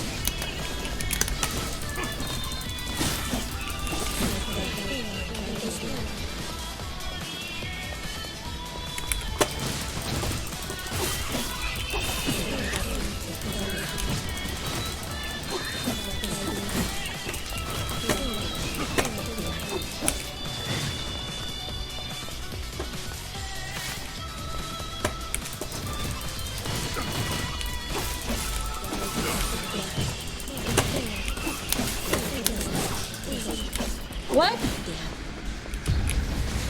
Oh! What?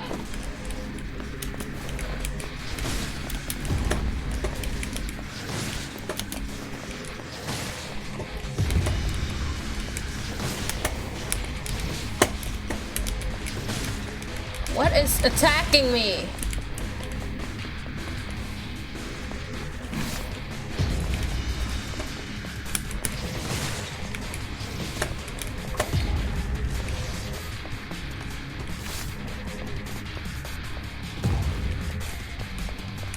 What? It's apparently here. Oh! Oh! Oh, oh, oh! It's on the ground floor. Oh, shit.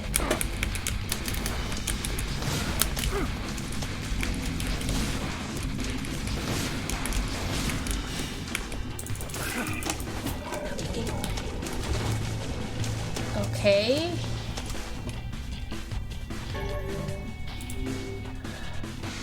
What?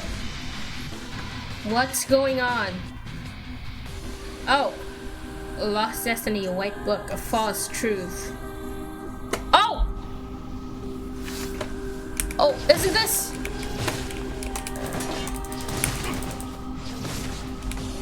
This is, Emil's mansion. What is with this color scheme?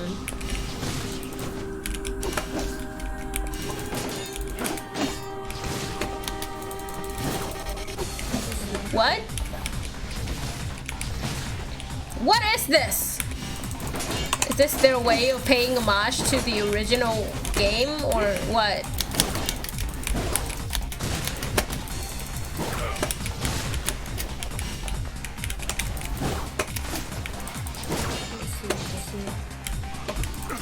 Oh, shit. What is going on?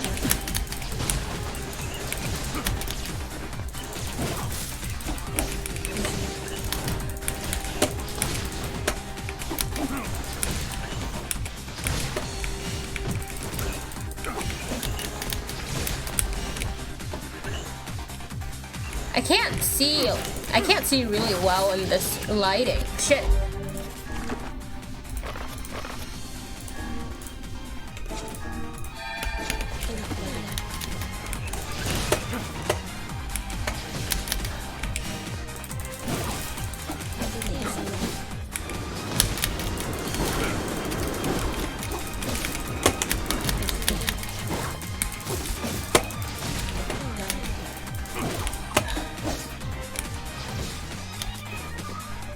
Okay.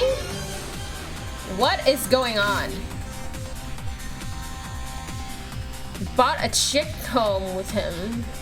Made the little chirps and stuff, huh? Soldiers of salt calling forth white death. They are legion. What? What? What is going on?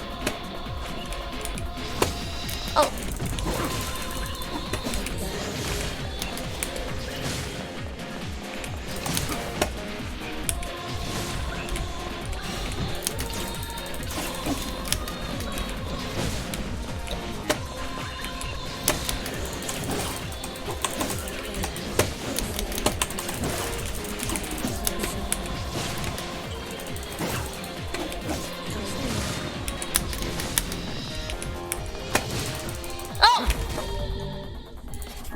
have no idea what is going on. I literally was just going through my mother's diary. What is this fever dream?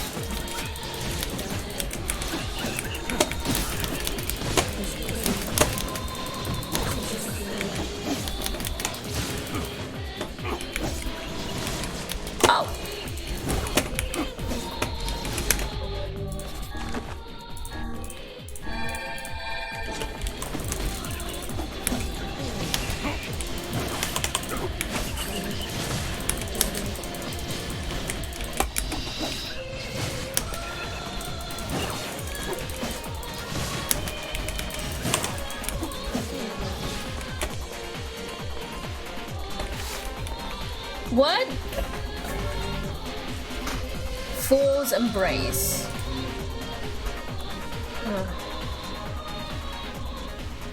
The dragon's corpse brought death to the world, delivering unto it the power of magic.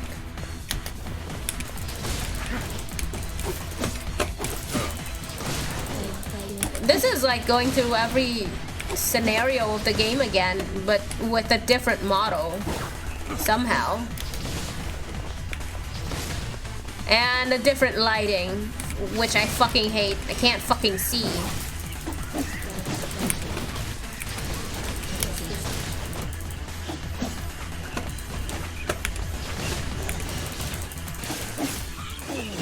Oh! Oh, that's...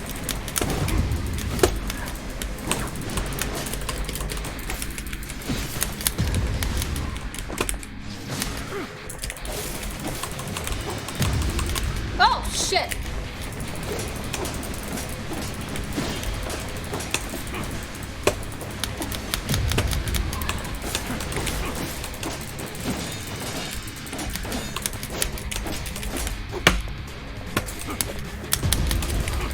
Oh, shit!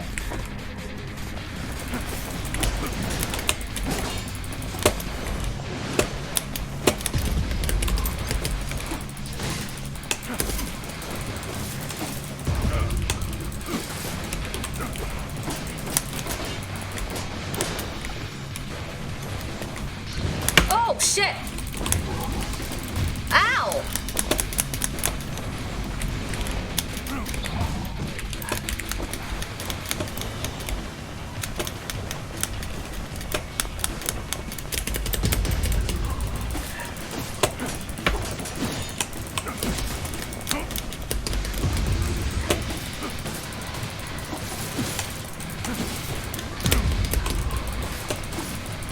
Oh, I'm getting a lot better than I was before. What am I talking about? I'm getting a lot better at this than I was before.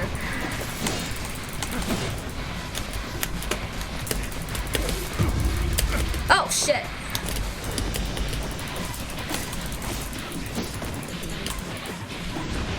There we go. Okay, I have no idea what's going on. What? The black sickness stains the future. They journey to return to soulless vessels. Oh, what is this? Side-scrolling.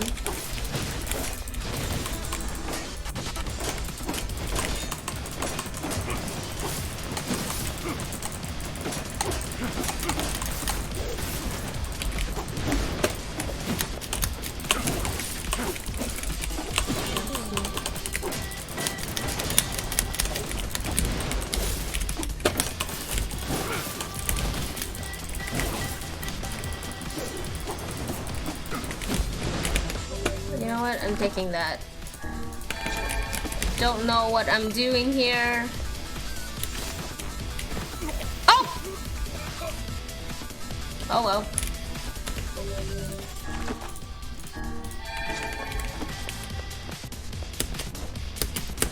Oh! I hate side scrolling. Fuck. Oh shit! Literally cannot.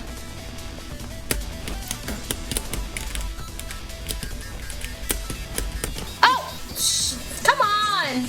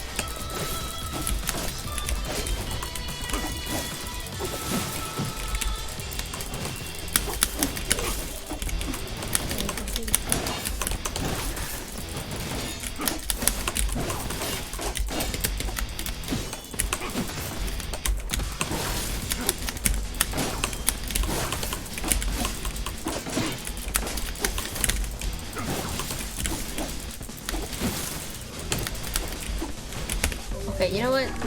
I have no idea what's going on. I'm taking everything I can.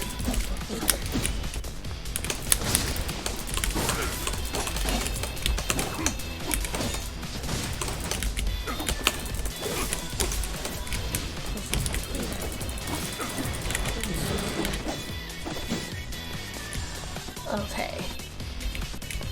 Alright. Oh, shit! Come on, man.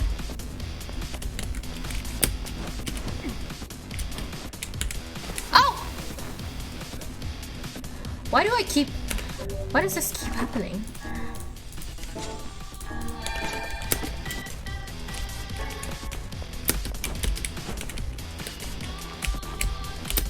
Oh! Come on! Oh! Come on, man! I hate this.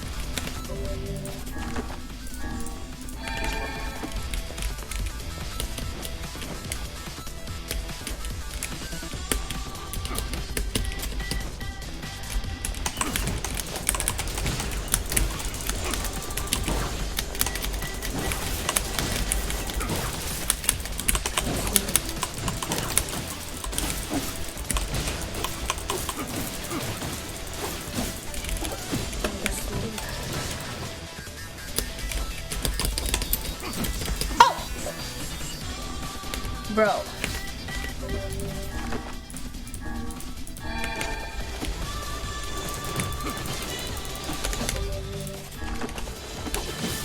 Oh! Bro.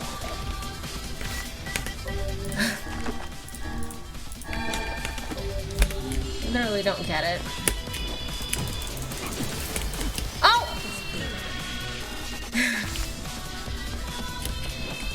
Oh! Why does this keep happening? I hate side-scrolling games.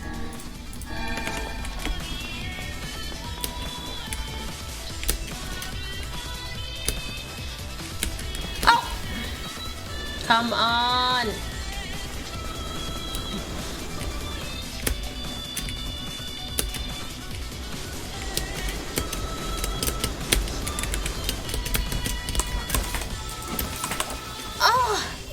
It was so close. Come on.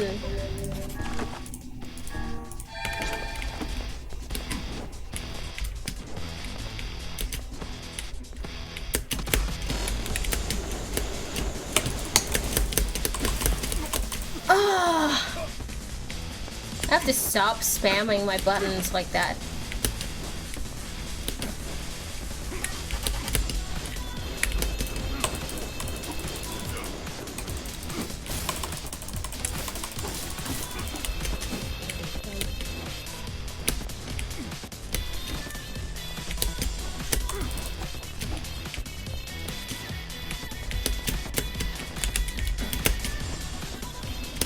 Oh, it's a boss.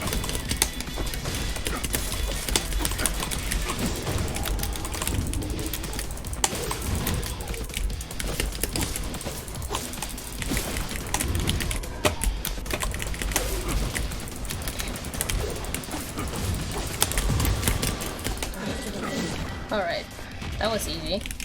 Somehow. Oh,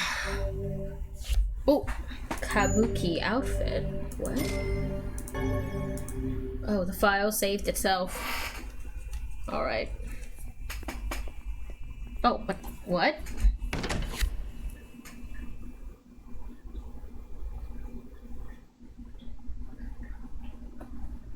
What?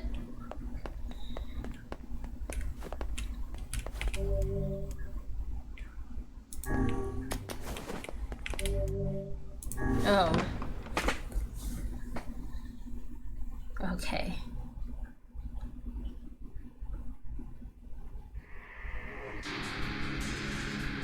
The apocalypse divided the world into one that knows not day and the other one which has never seen light.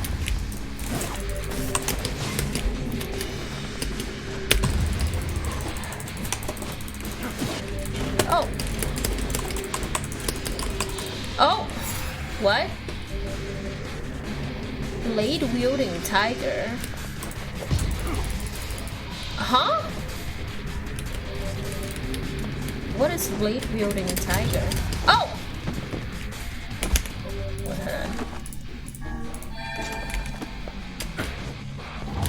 Oh! What? Am I not allowed to fight this guy?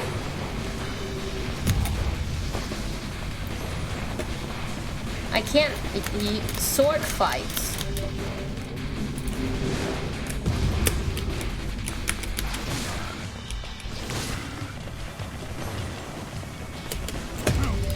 Oh, leaping rabbit. Ugh. Now you're just making it hard.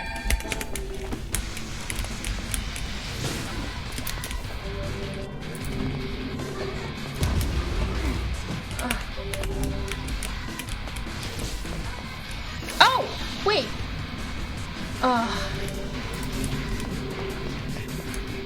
Oh, shit.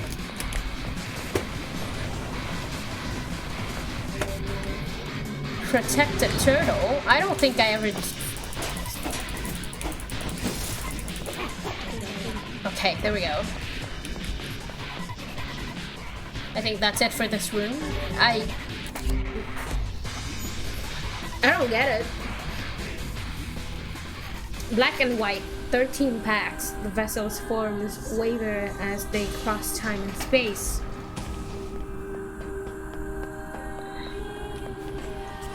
Oh!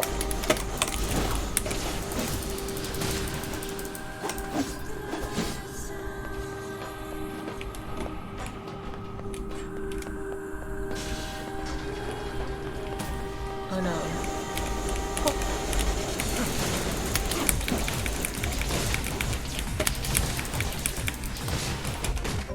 Guess it's time to go to Gluttony.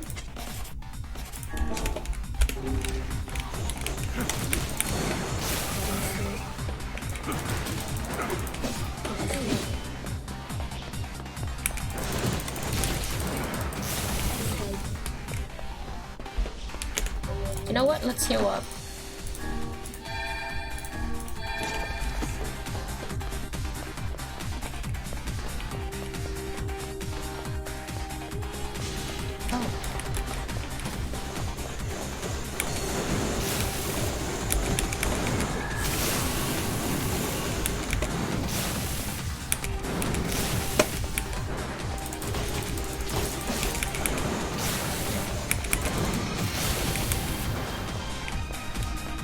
Is there another one in here?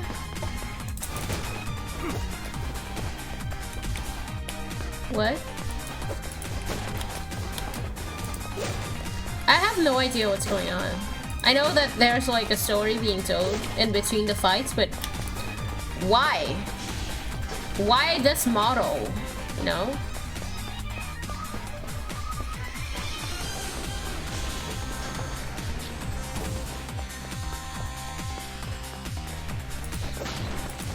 Was I already here? This is where I started from?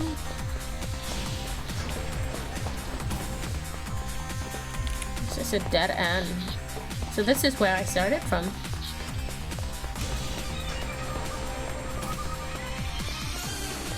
Okay, I have to remember where I'm going.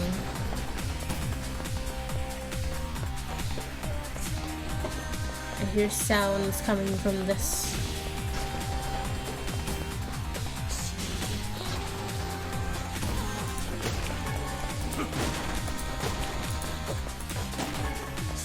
Titanium alloy? What?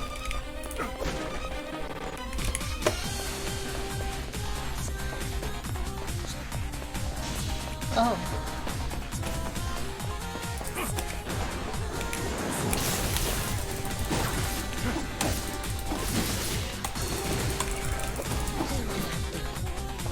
So this is probably the correct... Yes, it is.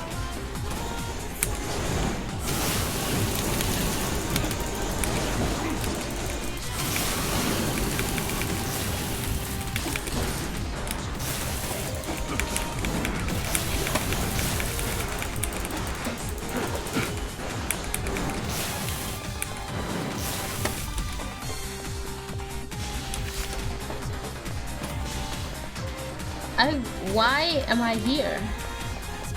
Boss fight? It seems we have been shut in.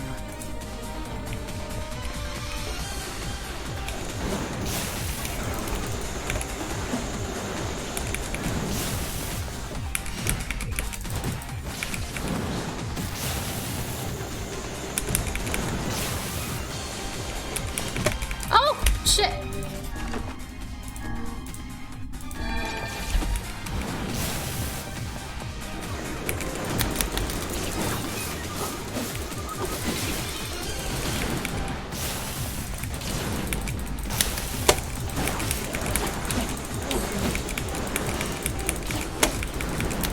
Oh, shit.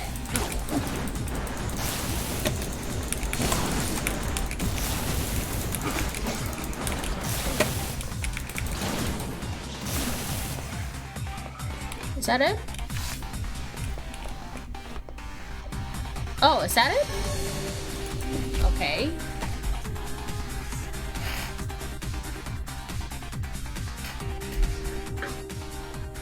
The song of man has been drowned out. In its place, the scream of something inhuman.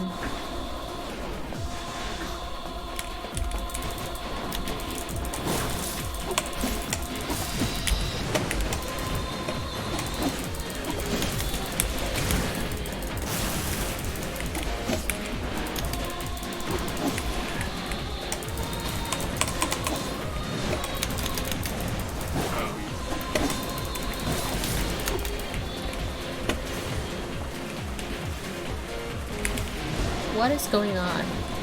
What exactly is going on?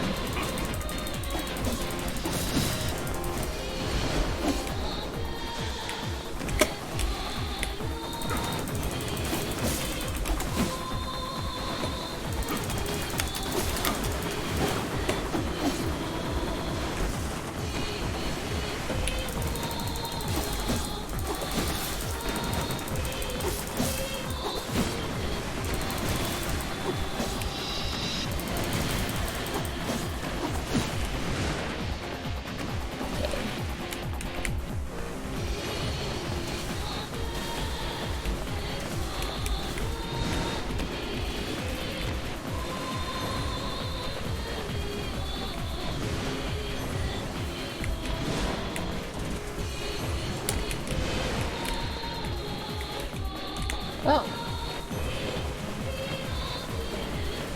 Oh no, what the fuck?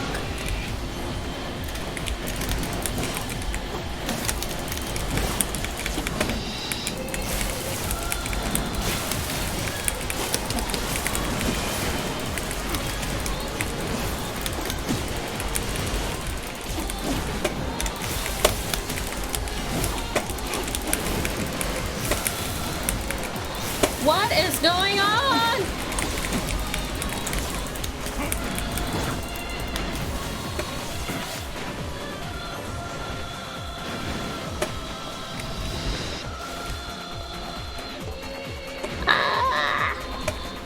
Is that it?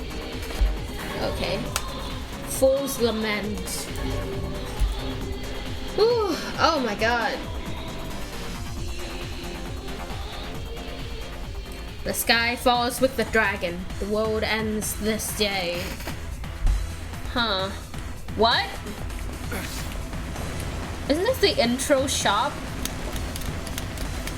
No, it's not. What is this? Where am I?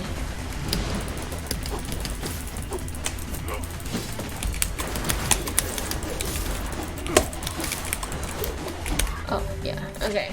It's time to change into something else.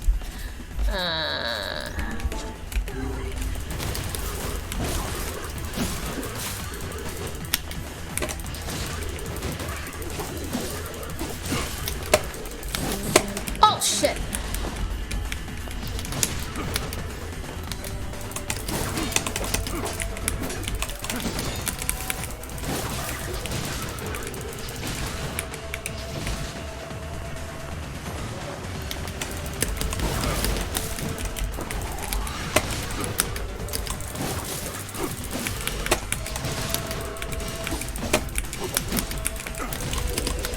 Oh, shit.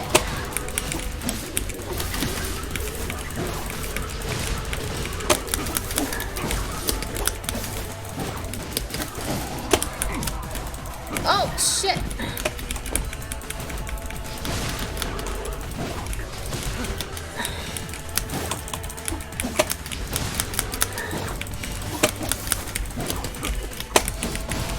Oh, shit. Whew. Oh. Oh, I'm sweaty. Oh my god.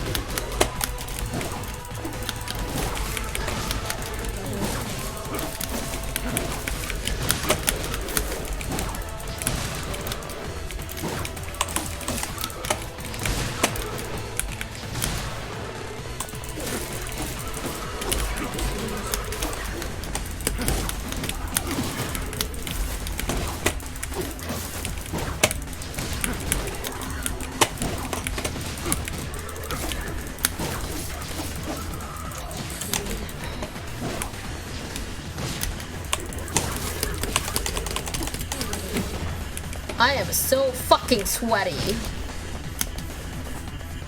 that it? Looks like it. Oh.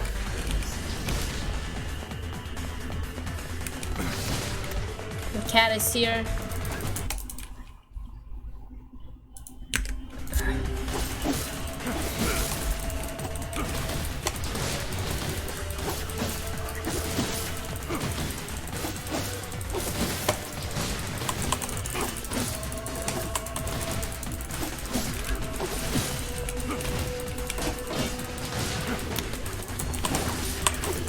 This one is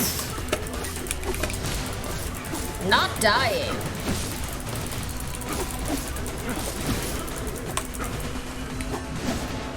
Oh, more of them. Can you stop spawning in already?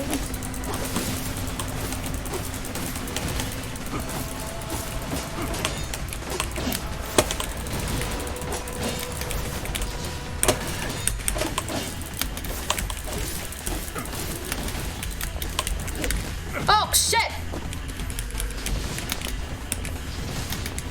I was trying to make sure that no one else was spawning in.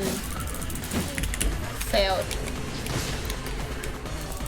This one is not dying. Like, it's really resilient.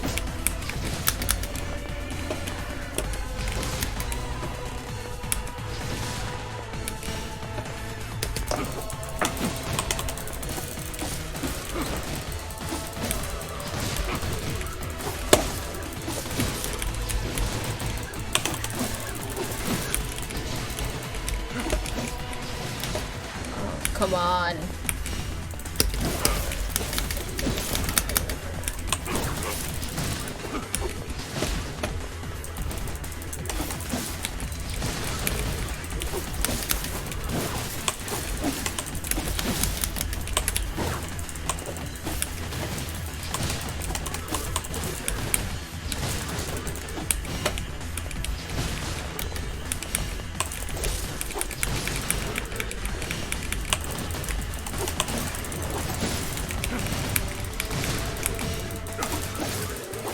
That's right. 2 at once.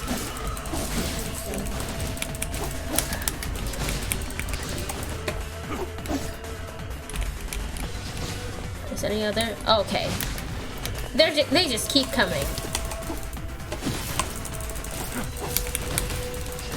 Come on.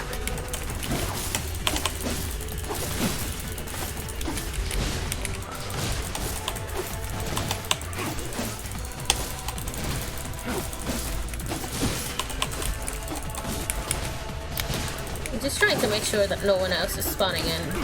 You know.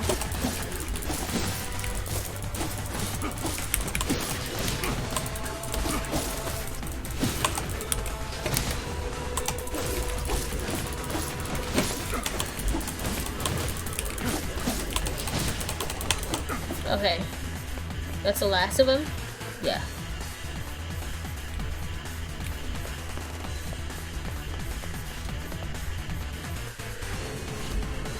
Whew, alright.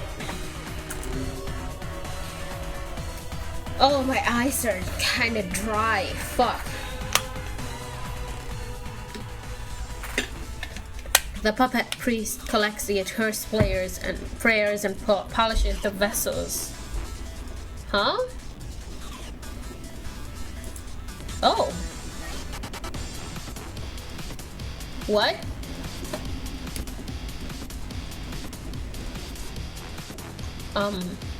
What is this? What?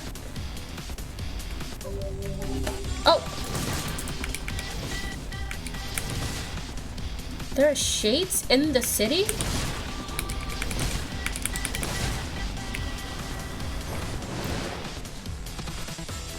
What?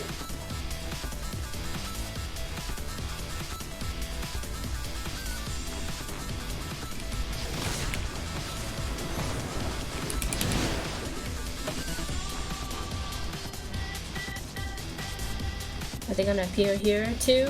Inside of the...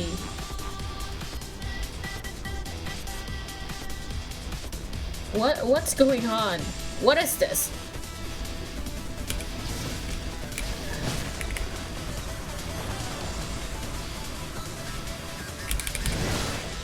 Is this like a fever dream?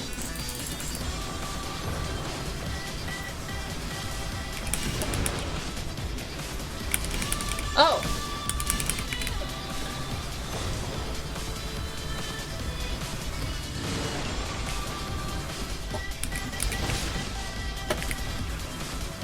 Wait, they're in the light. They're not in the shadow at all.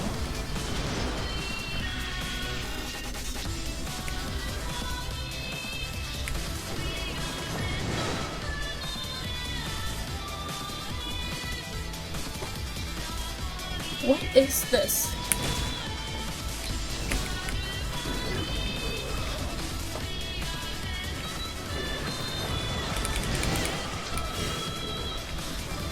But they're like humans, right? The shades? Why are they spawning in broad daylight is my question. Oh! There's a hog? What? Why is there a pig? What is going on? Oh. You dead? Hello? What?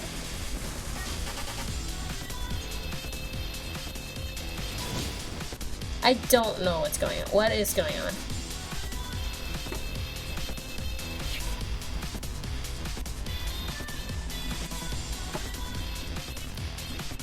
Oh.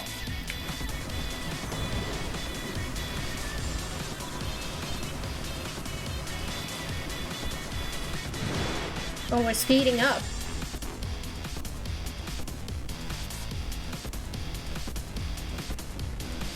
What is a sightseeing tour? That's bizarre.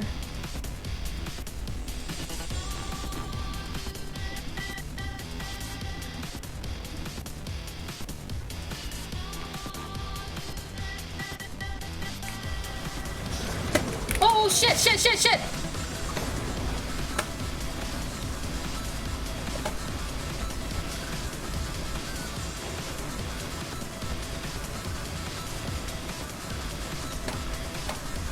Why am I playing a shooter game?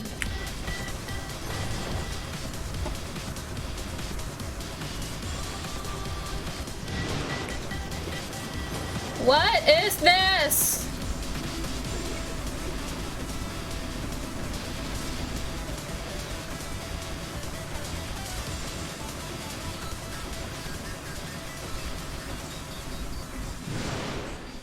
Okay. Okay, that stopped. Samurai outfit. What? What the fuck is going on? Oh, I'm back at the doors.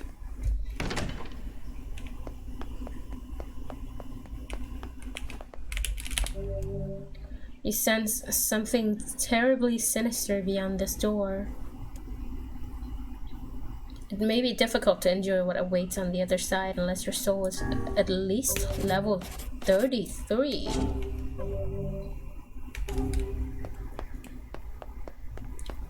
What?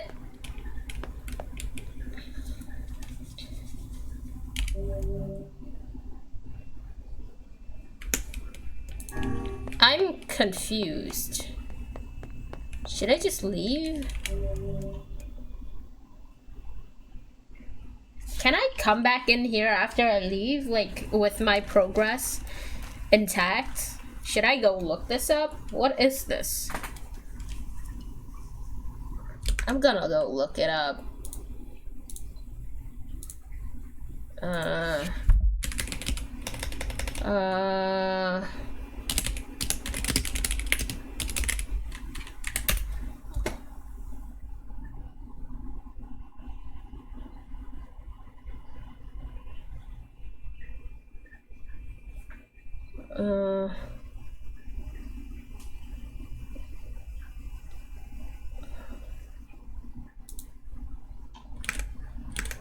I'm at risk of spoiling yourself.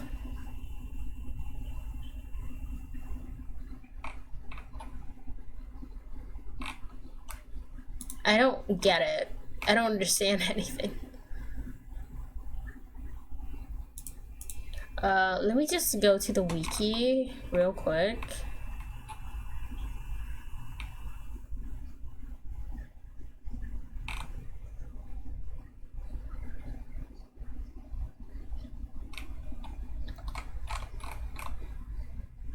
No, it still doesn't help. It's not helping. I don't know.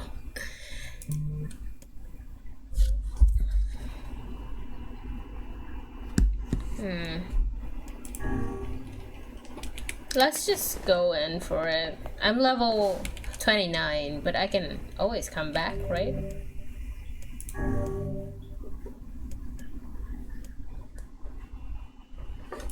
No. Yeah, I'm leaving. I'm gonna chicken out.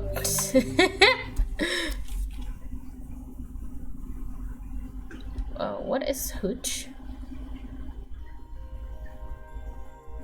My word. Something wrong? I feel as if I've just awoken from a most unpleasant dream. I know what you mean. That happens to me whenever I read it. So I can always access it later. But I wonder if I will be able to, like, get back in there, yeah. Wait, talk to Devil and Popola. So I'm back to after this time skip. Oh, here she is. Hey. Oh, hi. I kinda thought you'd never talk to us again. I understand you're doing this for the village, and that you don't have a choice. Pretty much, yeah. But look, why don't you go talk to Popola? I think she wanted to discuss the Shadow Lord with you. I'm headed there next. Oh, and Devila? Yeah? Sorry about yesterday. I shouldn't have lost my temper like that. You don't need to apologize.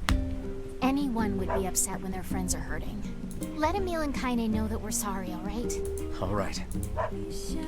I thought we'd be playing as Kaine, you know? That'd be interesting.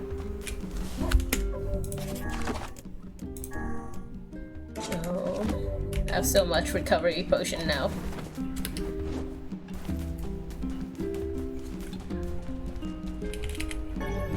Oh,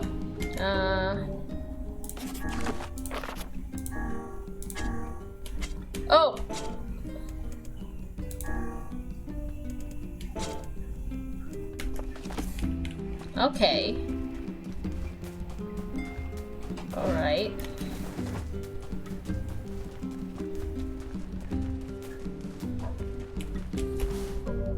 I can always go back.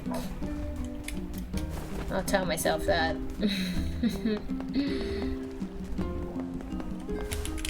I worked it out.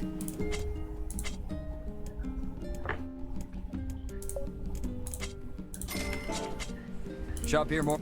Alright. I'm gonna see if there's any other quests.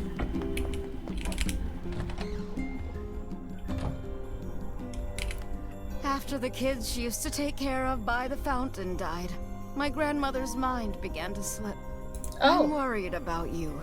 You've been a different person since Yona was taken away. Thanks, but you don't have to worry on my account.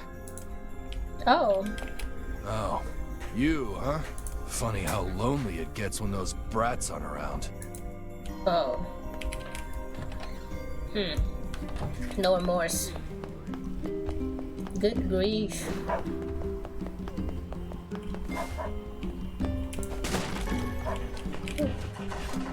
Times being what they are. Okay, alright. Doesn't look like there's any quests here. Maybe there will be quests in Seafront? Wait, no, I have to go check if the redback guy is still alive. Since we went back in time anyways, right? Not went back in time, but like we're rewinding the story. So, the redback guy should still be alive. Oh no, the fucking ferry isn't operable. Isn't operating. Oh! I forgot. I forgot. That's funny. Everything in working order?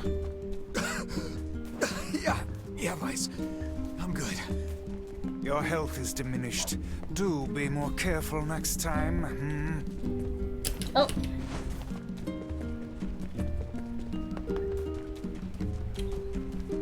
Oof. Okay.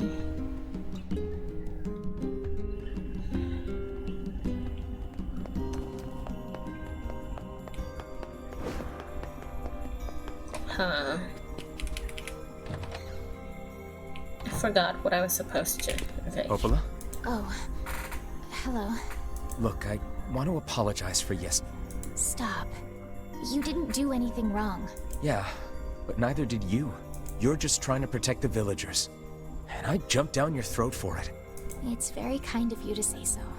Regardless, please don't let it trouble you. Ahem. I believe there was something you wished to discuss with us. Oh, right. Yes, about that. You know about the lost shrine, right? The temple where I was first discovered. That's it. Well, it seems that the Shadow Lord's lair is connected to it somehow. Oh, it was right under our pages the whole time. But the bridge that leads there is unusable. So take a boat. A boat? Yes. The canal's finally been repaired. It took a lot longer than expected. What with the shades and all. I also asked them to provide a boat at the path to the Lost Shrine's back entrance. The ferryman will let you use it free of charge. That should make it easier for you to move from town to town. Thanks, Popola. I feel like you've done so much for me. I'm really grateful. All right, I'll see you around.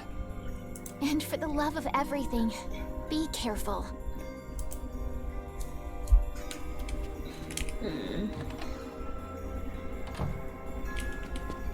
All right.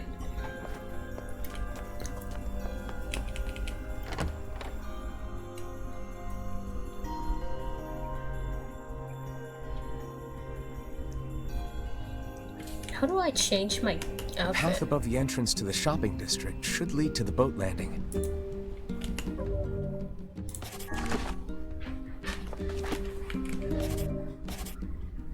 Oh.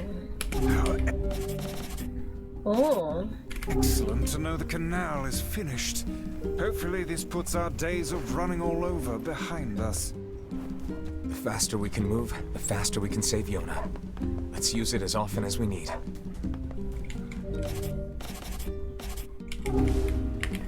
How do you change your outfit? Is there a way for you to change outfits? Because I think I did get the outfit. I get like what, 4 outfits? How do I access outfits?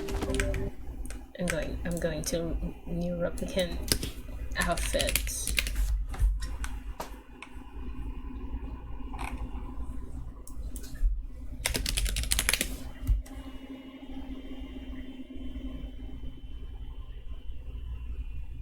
Oh, you can only change the outfit through the main menu. That's kind of annoying. Yeah. There are no more quests here. Somehow. Maybe they're not available? Oh, it's the red bag guy! He's alive! Hi, sorry. Hey, look who it is. Remember me? Sorry, I bad-mouthed you. That red bag. Hey, it's been a while. Sure has. I've been in charge of this canal since we last talked.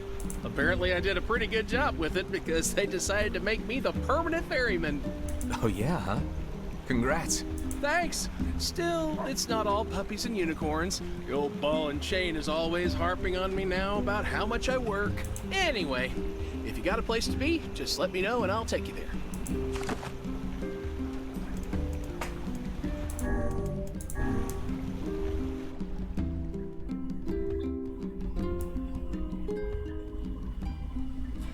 The Lost Shrine's up ahead, just past this cave. As well as the Shadow Lord's castle. Let us make haste. Okay. Let's go.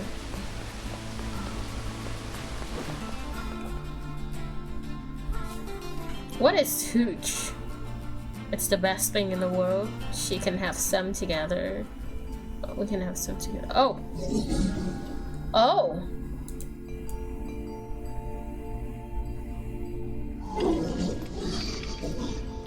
Oh. Go away, dirty defective swine. I'm not like you. I'm different. Huh. Shades are humans, right? What?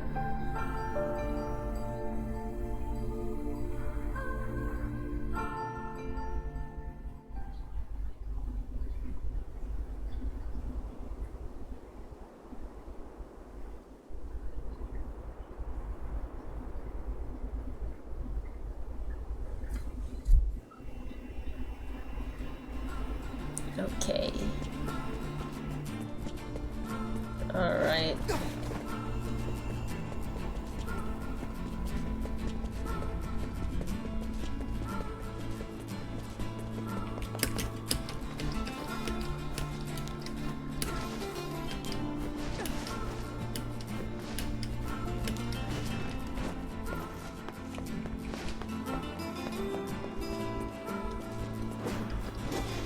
Oh, there's a rainbow. That's so nice.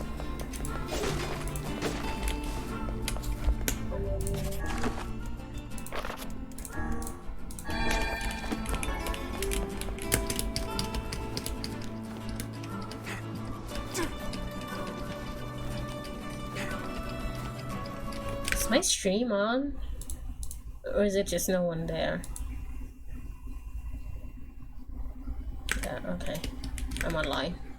That's good.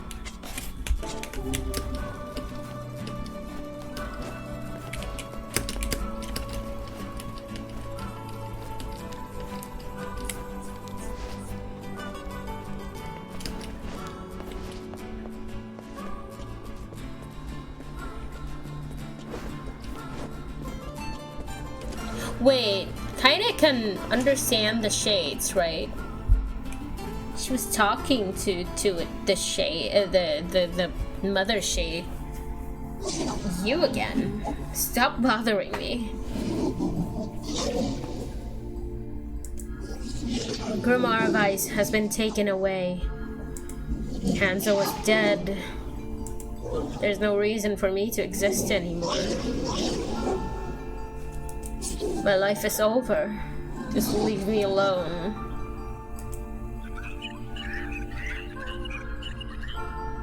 What? I wonder what they're saying. As I was saying, like, Kaine could understand shades, right?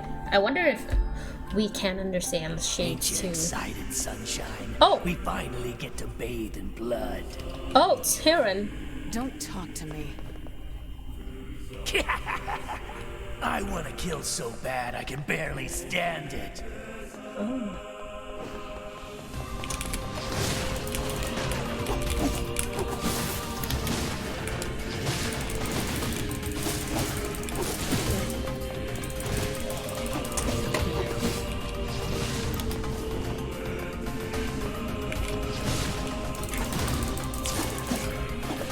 Technical guy? For what? What?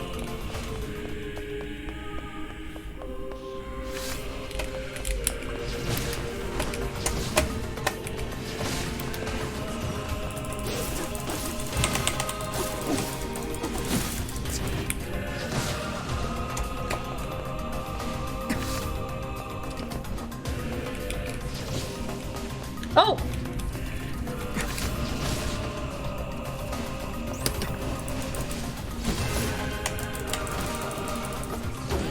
Oh, he's dead.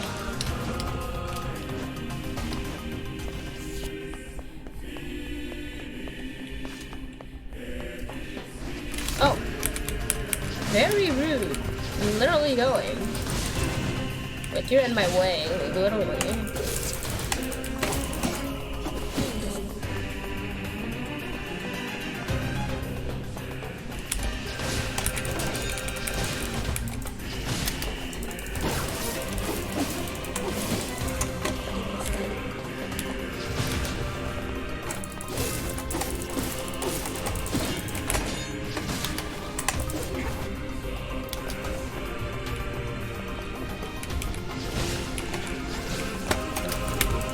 In a way, I'm kind of excited to like go through the process of exploring the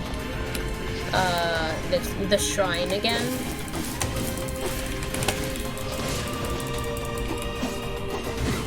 Instead of like just, you know, skipping through everything because I can. I'll assume that this is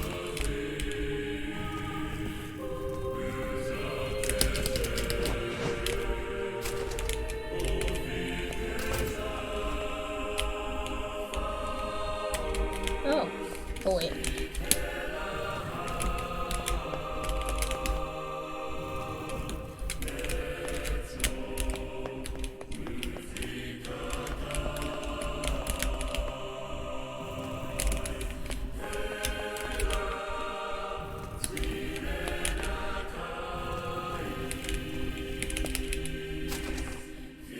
This is all too easy.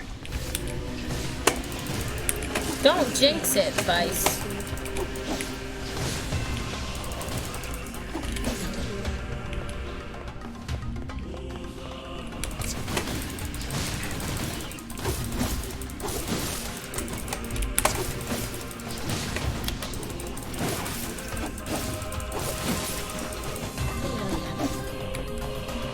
We're gonna meet a big boss here?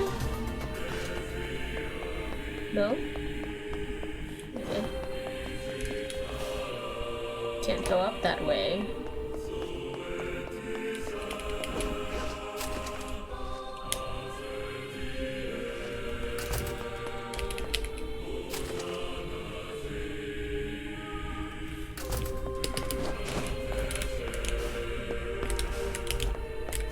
What?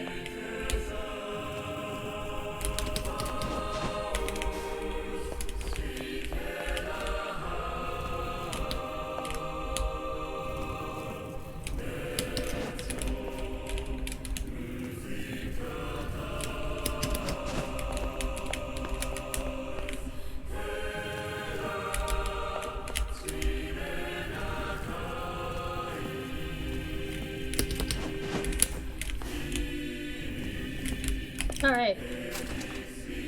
These are very annoying. I really don't like these moving things.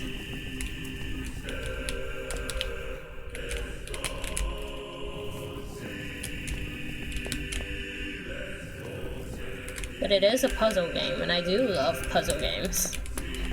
Can't say I can't complain.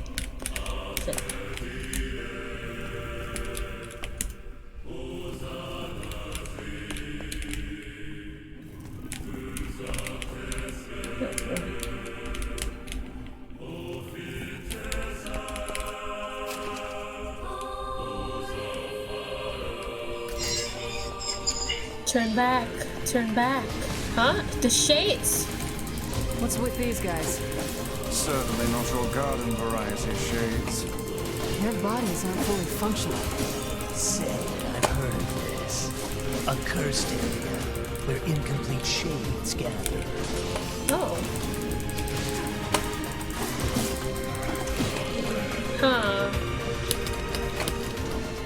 Knowing what we know now about this, about shades. Shades were once humans, right? Like, I don't know to what extent, but... And how shades are... Like, I know they were human, apparently. But I don't know how that came to be. I don't know how they came to be shades. They seem sentient to an extent.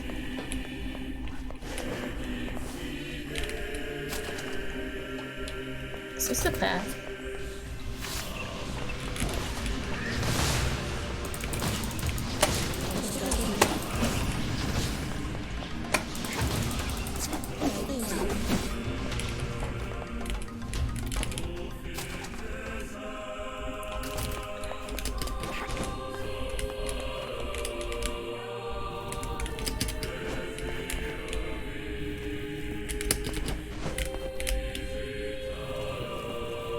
Oh. If you see me crying, it's because the shortcut that I have for crying is like SAF, which is a common combo if I'm using WASD to move. So just bear that in mind. Sometimes I'm not crying intentionally. Most of the time it's accidentally.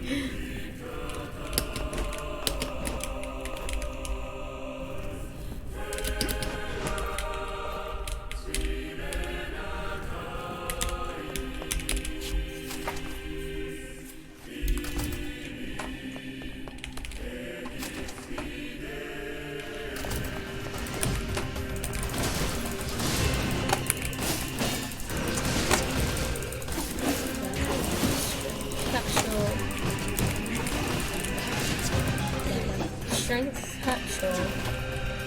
They gave us 2 strength capsules.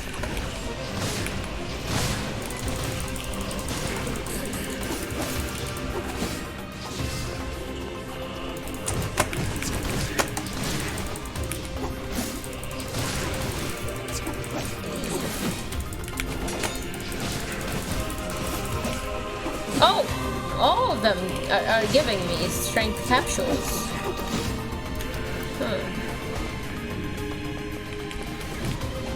Oh. You know what? Whirlwind.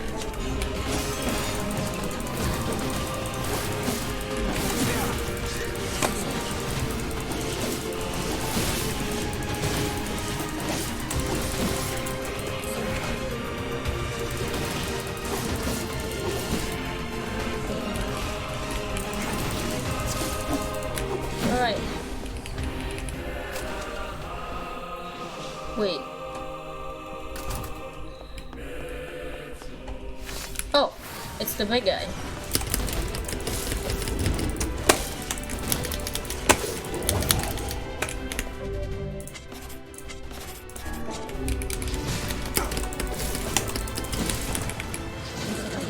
Oh, there we go. So much easier than the first time.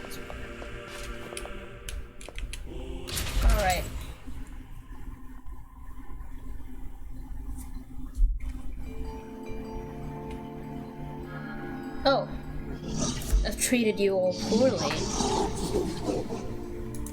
I mocked you, betrayed you, all because you went Gestalt before the change was complete. But after all this, I think I can understand you. I think we can speak as equals. This makes me very happy. I hope we can spend the rest of our life.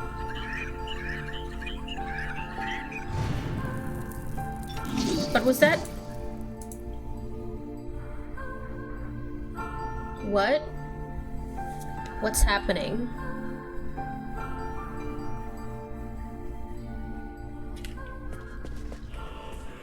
Kaine?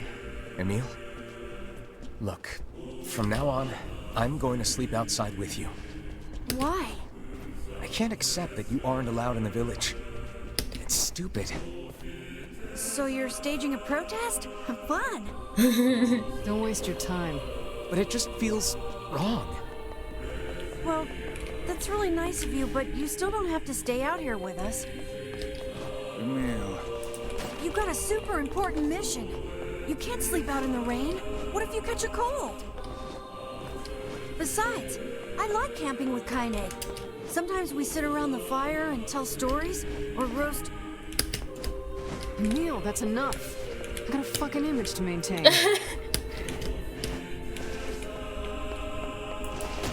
I love them. They're so cute.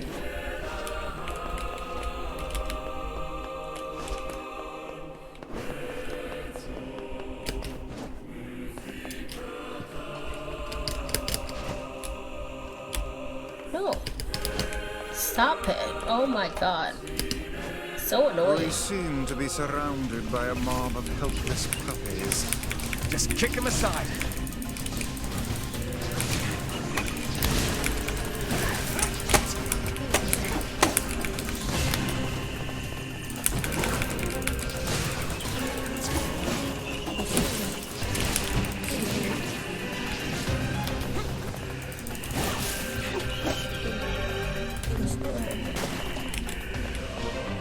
Okay, it's time to save.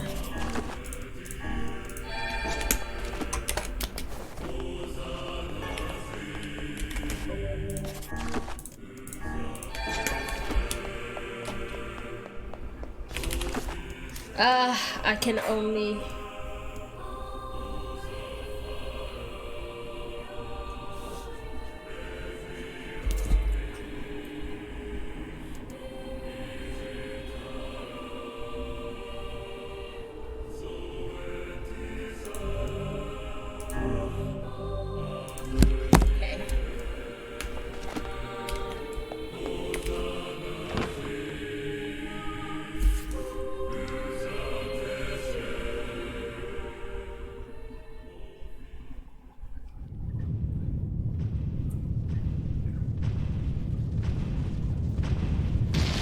Oh!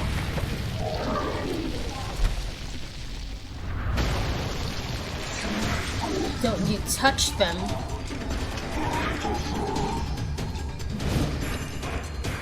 Oh.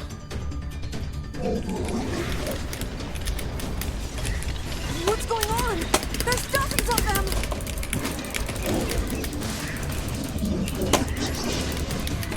Stop, little ones. They're too strong for you. Lure them to the light. Pathetic to the end, Aim for that statue. It's the leader.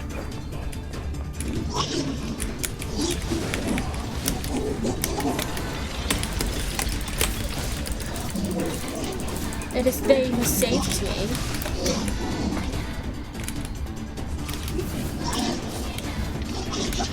Stop hurting my friends. What if I hurt you instead? Oh, you're funny. I'm gonna start crying here.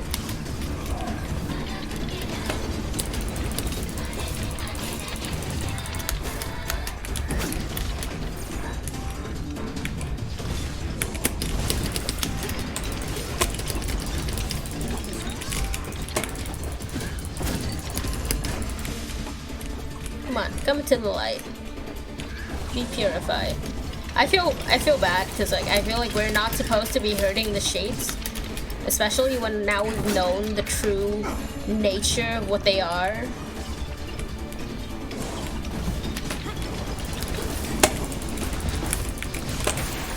Oh! Oh, that's fucking easy. What?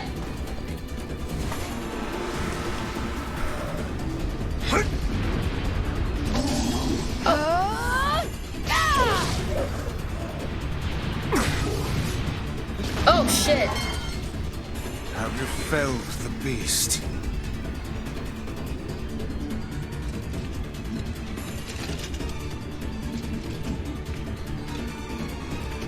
Those are my friends. Oh. He's just protecting his friends. This is one stubborn son of a bitch. Damn it, damn it, damn it! Hey there, sunshine. You ain't feeling bad this week, are ya? Ain't no turning back now. Oh. You gotta lust for blood. Embrace the slaughter. All we know is the thrill of battle. Ain't that right, Kaine? Oh, shit, shit, shit, shit, shit.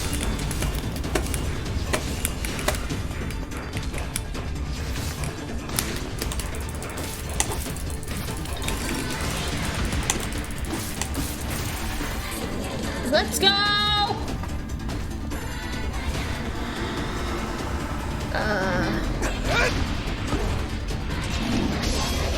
No!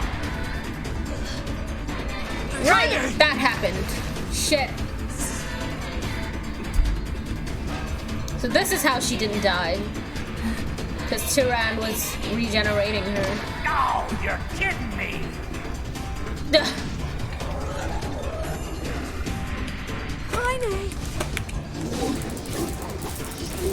Stupid arm move.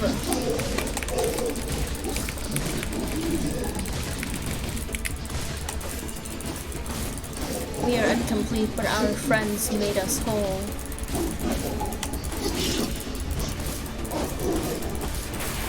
Oh.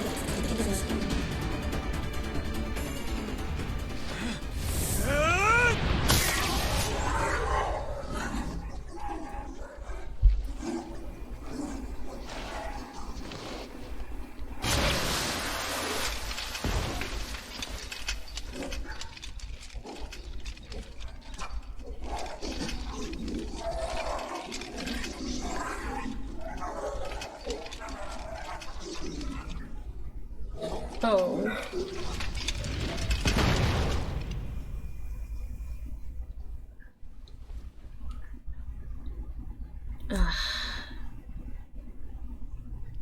There's Kaine. Kaine! Are you alright? Kaine! She got pierced. She's a fucking donut! There is little we can do for her. She's a fucking donut, man! No! Kaine! Oh my god.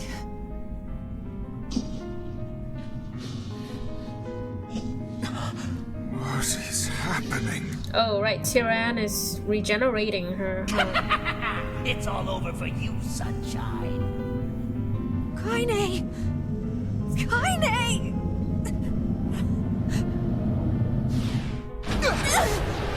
Oh! I forgot this happened. What?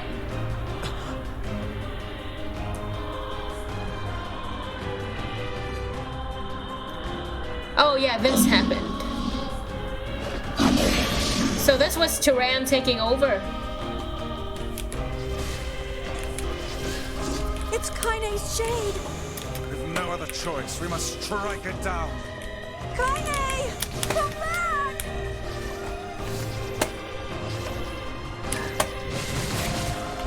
Oh wait, you know what? Maybe gluttony is a better choice.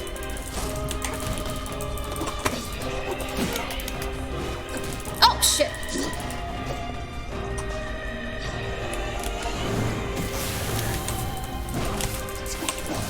Now, pin her down. Kaine, please! Oh! Oh dear. Oh! I got an achievement! A true friend. You stopped the berserk Kaine within 1 minute. Oh shit! Alright. Kaine! Kaine! I I couldn't hold it back. I can't be with... We're always going to be together, Kaine. If you transform again, we'll just stop it again. As many times as it takes. I don't care how tough it is. We're gonna get you back. I like sleeping outside because I'm with you, Kaine. I'm able to ignore my appearance and keep going because of you. I'm weak, and I'm sad, and I'm lonely. But you make me strong. You're my friend, and I need you. So don't you dare leave me!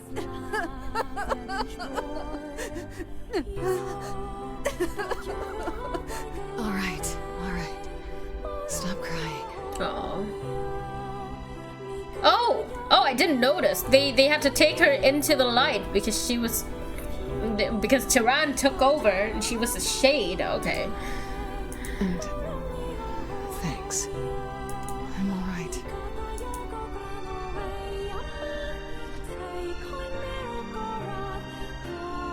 Oh. Over there.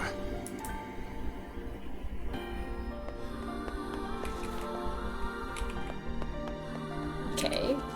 Alright.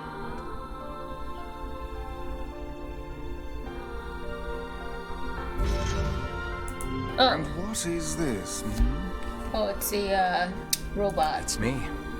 It's got some kind of writing on it, but I don't know what it says. How remarkably useless of you. Well, let's go ask Popola. Alright. Whew, okay. It's a cipher of some kind. Can you determine its meaning? I think this is the key to unlocking the Shadow Lord's castle. Here, take a look at this. I wrote down all the words I can understand. This fragment is called the Stone Guardian. Given that you found it in the Lost Shrine, the words must mean something. There are spaces here for 4 other fragments as well. Sacrifice, the Law of Robotics, the Memory Tree, Loyal Cerberus. The Law of Robotics probably refers to the Junk Heap. What is sacrifice? I forgot. And the Memory Tree might be the Forest of Myth. But as for Sacrifice and Loyal Cerberus, I don't have a clue. Not a problem. Hmm? If we want to fill in the words, we just run around the world killing every big monster we find, right? Oh, splendid. By all means, let us undertake a murderous rampage. They're just shades. Besides, it's the only way to reach the Shadow Lord. It's a dangerous task. Yeah, well, Yona's in even more danger. But how can you even be sure that she's... Because she is! Right? Cat is here. The Junk Heap and the Forest of Myth, yeah? I'm on my way. Please be careful. Oh, and listen. About Kaine and Emil. The villagers know how much they've sacrificed, and they're thankful. It's just... they're scared, you know? People can't change overnight. I'll hurry them along the best I can. But can you please give them a little more time? I'll try. Alright. In the end, they never got to sleep inside. So what was the point of everything? Okay, I think I'm gonna save the game and end the stream for now. Popola said we might... Perhaps we can find a... Yeah, I'm not reading again. You can't make me read again on the stream. Fuck, I'm not doing it. I'm gonna save the game and then we're gonna end the stream, okay? Alright.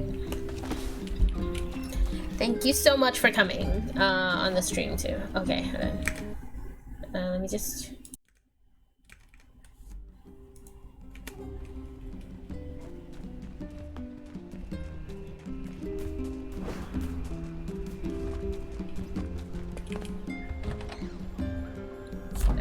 I'm still on the game. Like I still have the game open. I'm still running around, but yeah, I'm ending the stream here, and thank you all for coming today, even though I think no one else came but Lucas. It's I got 42 followers. I'm really close to affiliate now. It's very cool. And on Friday, I think. Wait, let me check my schedule. Because I have a stream scheduled for later this week. I believe it's either a YouTube stream or... Wait, hold on.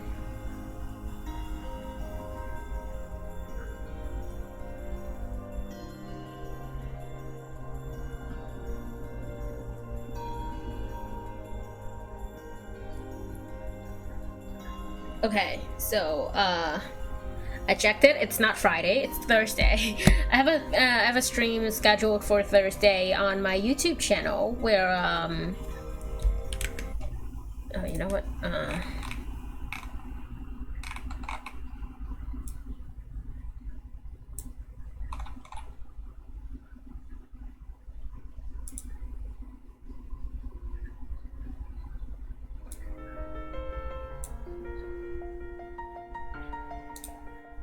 Okay, I have a stream scheduled for this Thursday on my YouTube channel at 10 a.m. Eastern and 9 p.m. On my time zone, which is Bangkok time zone. And it's kind of my first time streaming The Sims 2, so I'm not sure if it will be any good, because I'm not sure how EA, like, the EA app is kind of fucking buggy for me. So I'll see if I can run The Sims. I'll do some tests by tomorrow.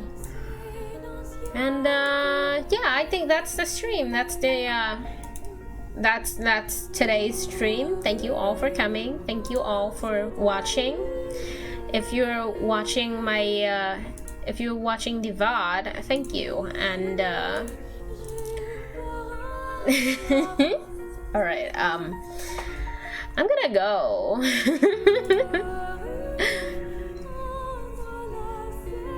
I hope you guys enjoyed the stream too, and hope to see you on Thursday. All right, bye.